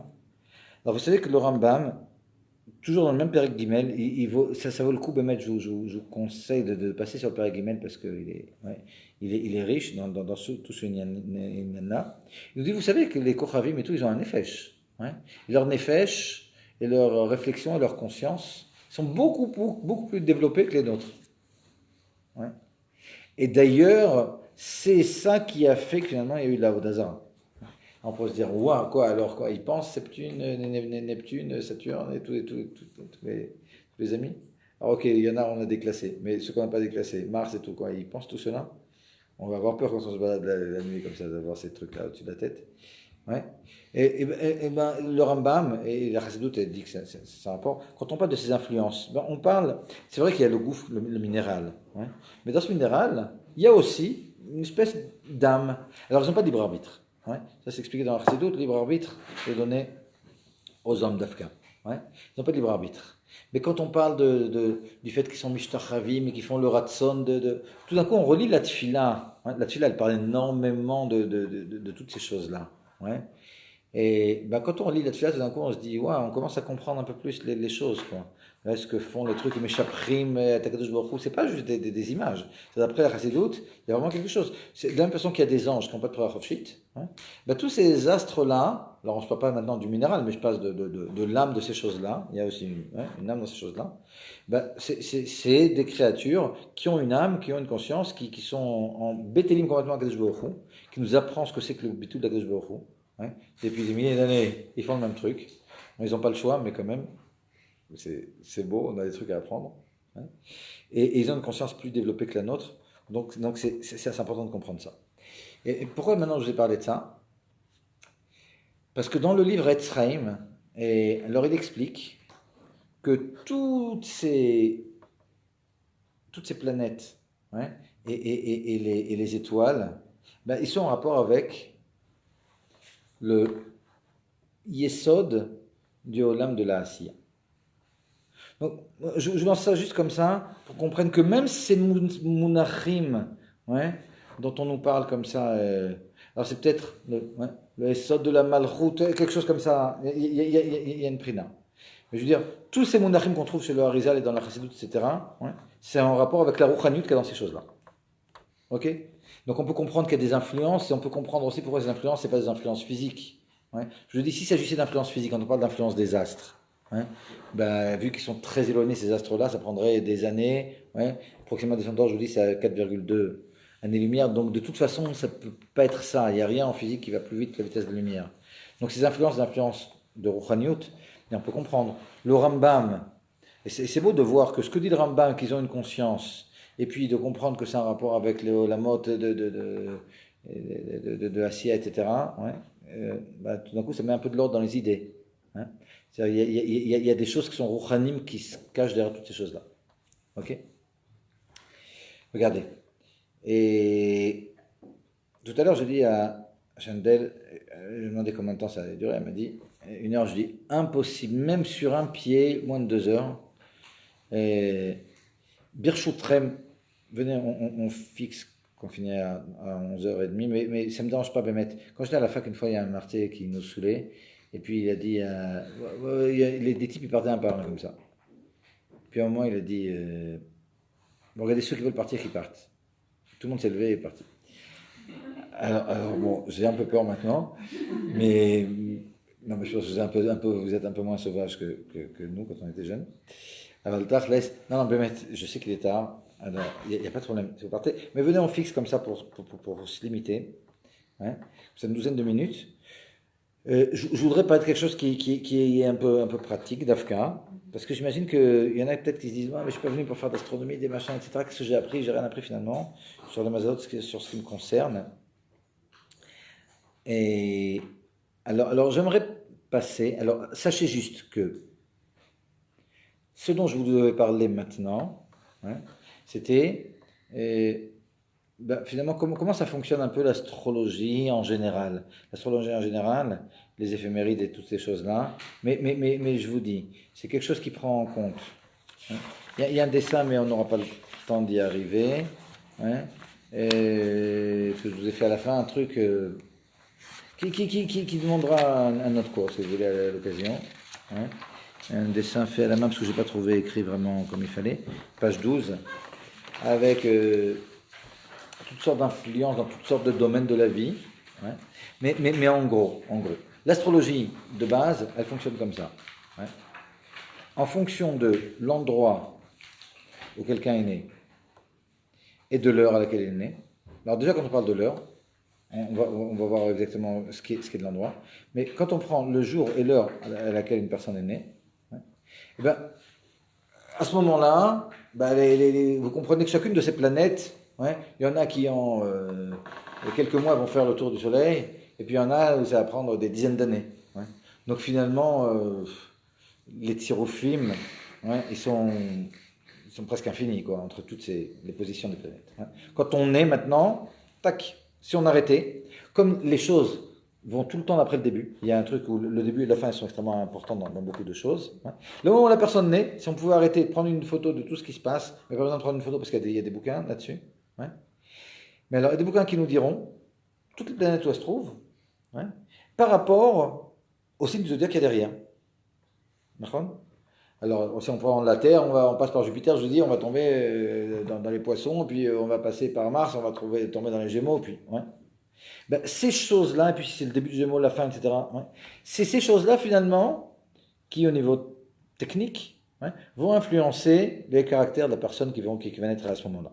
Vous pouvez me dire, quoi? Alors, toutes les personnes qui naissent, ouais, au même moment, ils ont les mêmes caractères? Non. Parce qu'il y a une autre chose qui rentre en compte. Et là, je n'aurai pas le temps de voir ça, mais ce que je vous ai fait page 12, c'est que selon l'endroit sur la Terre où on se trouve, c'est-à-dire selon l'heure, hein, et les influences, elles seront dans un domaine ou dans l'autre. Il y a 12 domaines d'influence, il y a la parnassa, il y a les amis, il y a la famille, il y a les enfants, il y a les racines, il y a les machins qui existent. Et selon l'heure qu'il est, mais ça, l'heure, elle dépend de l'endroit où on se trouve, ouais, ben ces influences-là, de tous ces astres-là, elles seront dans tel ou tel autre domaine. Vous comprenez? Donc c'est complexe, c'est ça l'astrologie en gros. Ouais. Ça c'est l'astrologie classique, goy. Ouais. Alors ça on va sauter si vous voulez, même si c'est un truc en soi. Peut-être à l'occasion on pourra faire un cours là-dessus. Mais je voudrais vous parler, il nous reste un quart d'heure, de l'astrologie juive, de quelque chose de bien spécial. Et en plus ce qui est bien c'est que le Rabbi aussi il en parle, parce que l'astrologie comme ça classique, pas vraiment comme ça. Hein. Mais là c'est un truc. Quand on parle le jour du Yom Haledet Mazalo Gover, le rabbi dit ça n'a rien à voir, mais il fallait vraiment être le rabbi pour dire ça. Parce que c'est quoi Mazalo Gover, hein? C'est un truc qu'on dit chaque fois. D'accord? Je vous ai apporté une sikha du Rebbe. Et ça, je voudrais, oui, aborder avec vous. Page 10, où le rabbi il explique ce que c'est comme Mazalo Gover. Hein? Rien à voir avec tout ce qu'on a dit jusqu'à maintenant. On pourrait maintenant commencer à zéro. Ok? Mais pour comprendre ce que dit le rabbi ici, page 10, alors je vous ai fait un tableau, page 9. Que je vais voir avec vous, et avec ça on va comprendre énormément de choses. Hein, et c'est le dernier truc qu'on va voir ensemble maintenant. Regardez. Et ça c'est un truc facile. Il n'y a aucune géométrie, c'est un truc, aucune trigonométrie, aucune prise de tête, c'est un truc vraiment simple. Regardez. C'est quoi ce tableau que j'ai fait? Aga, vous voyez en haut à droite, j'ai fait un truc avec une diagonale. Hein, la diagonale je l'ai faite à l'envers, j'ai dû prendre l'autre diagonale, c'est-à-dire... Hein, il y a ici les heures. Vous voyez, hein, il y a des mots qui sont coupés. Vous êtes ici, page 9. Ouais. Alors, vous voyez, il y a des heures de 1 à 12 et encore à nouveau de 1 à 12. Alors, ce qui est coupé comme ça en haut, de 1 à 12, c'est Laïla, et après de 1 à 12, c'est Yom. C'est bien? Ok. Maintenant, ce qui se passe ici, c'est que dans l'astrologie juive, c'est un truc qu'on ne trouve pas chez les Goïm, ben, on parle de ce qui s'appelle Mazal Sha'a. Ouais. Et si on avait eu le temps, j'aurais étudié avec vous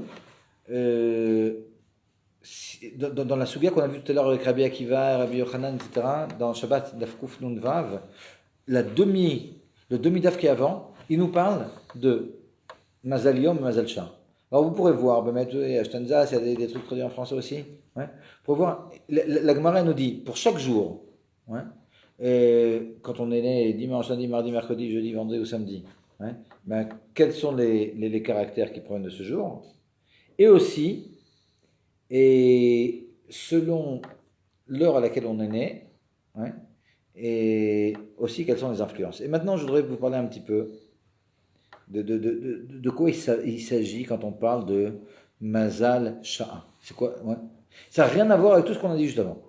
Ce qu'on a dit juste avant, c'est l'astrologie classique. Non, c'est une astrologie juive, et j'ai vu comme ça dans le livre, qu'on dit que les goïms ne parlent pas de ça parce que ça ne marche pas pour eux. Ça, c'est un truc vraiment uniquement pour nous.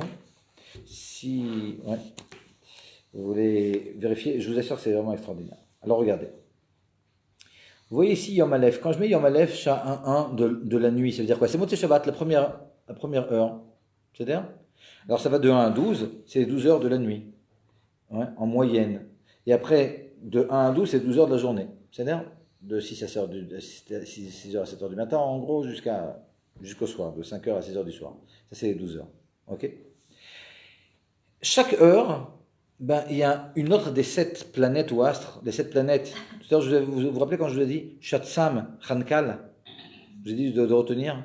Alors regardez le mercredi, tout en haut, de la première à la 7e heure. Vous voyez le Shatsam, Khankal, ouais, exactement dans l'ordre qu'on a vu tout à l'heure dans le Rambam, depuis le 7e Rakia jusqu'au premier.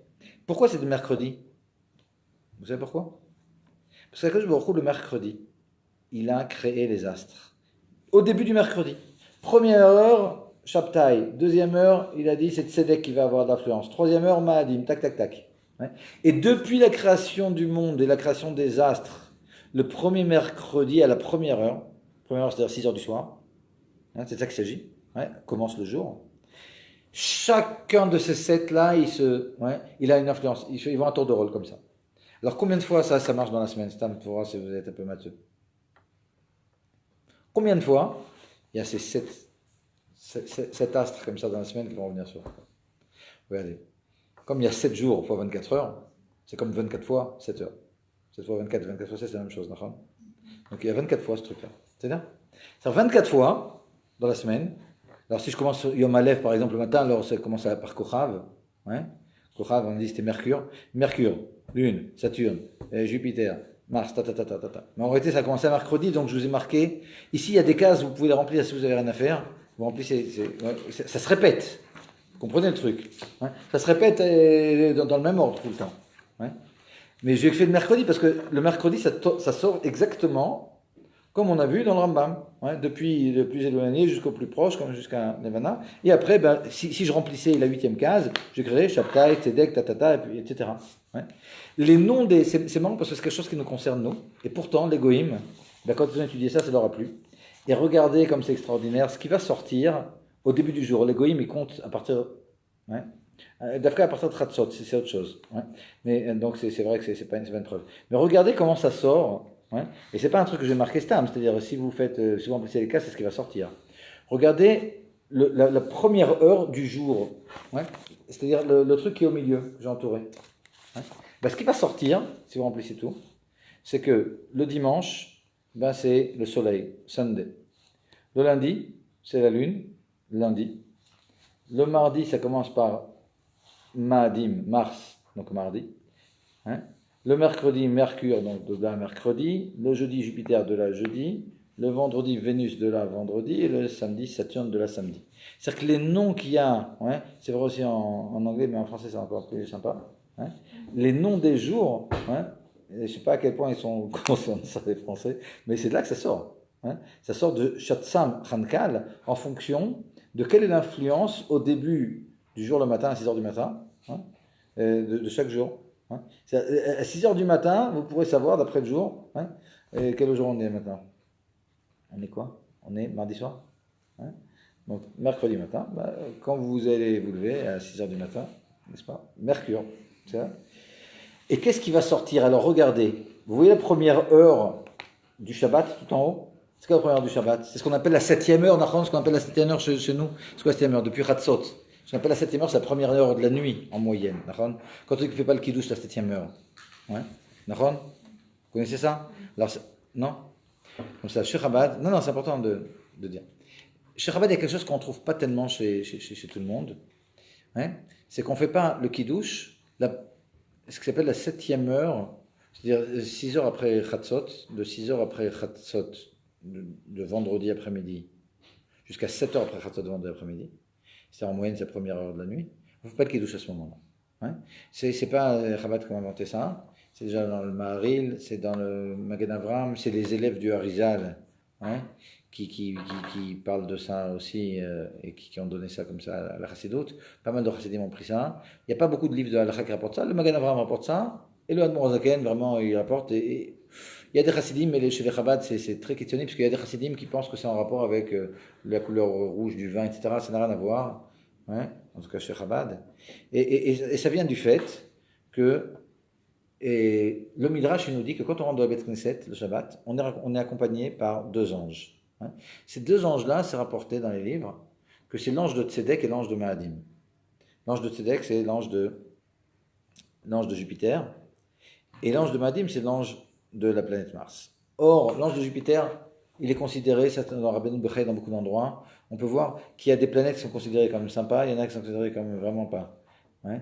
Alors, parmi les vraiment pas sympas, il y a Mars. Et l'ange de Mars, d'après le Midrash, c'est le Samer Mem, c'est Hachem Ishmor.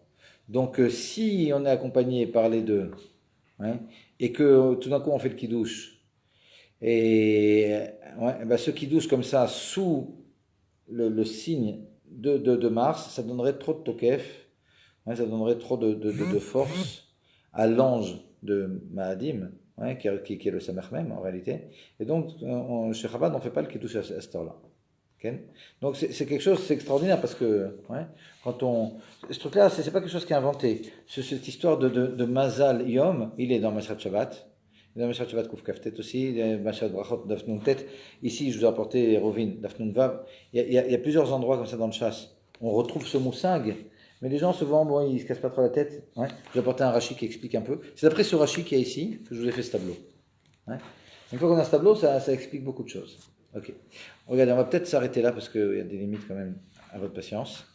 Et bon, j'espère que ça a fait un peu avancer et vos connaissances. Et vous savez quoi? Regardez, je rajoutais encore un petit point qui est extraordinaire. Il y a une suga dans Masechet Brachot qui parle du nombre d'étoiles qu'il y a dans le firmament, etc. Hein. Il y a des Mefarshim qui expliquent, alors ils parlent de 10 puissance 18 étoiles, donc ça fait pas mal, quoi. Hein, ça fait 1 milliard, 2 milliards d'étoiles. Aujourd'hui, bon, c'est tout à fait extraordinaire parce que quand on parlait de ça, quand Chazal il parlait de ça, et les savants goïm, ils pensaient qu'il y avait 2000 ou 3000 étoiles. Hein, alors qu'on disait qu'il y avait 1 milliard, 2 milliards.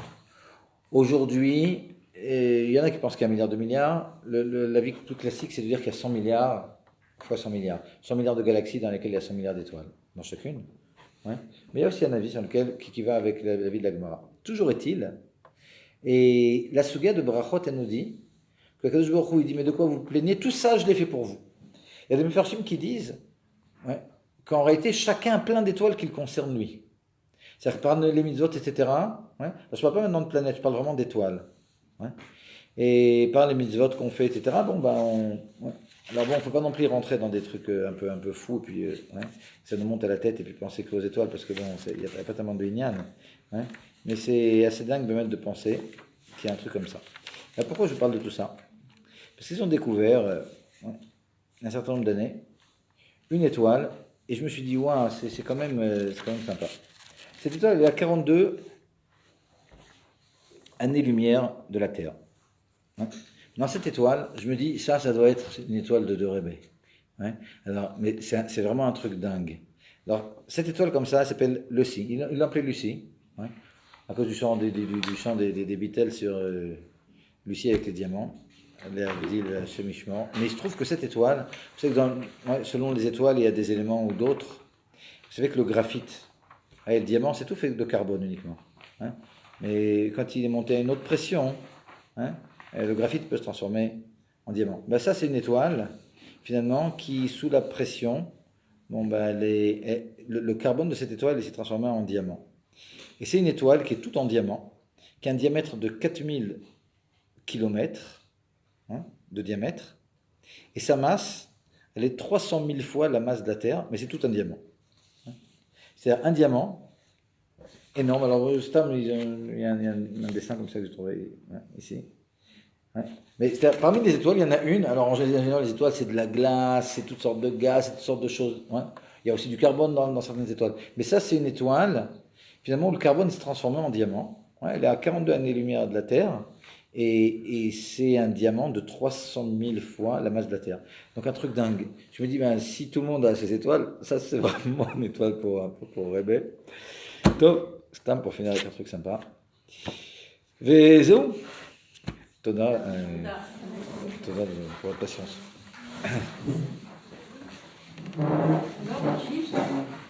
Oh, regardez.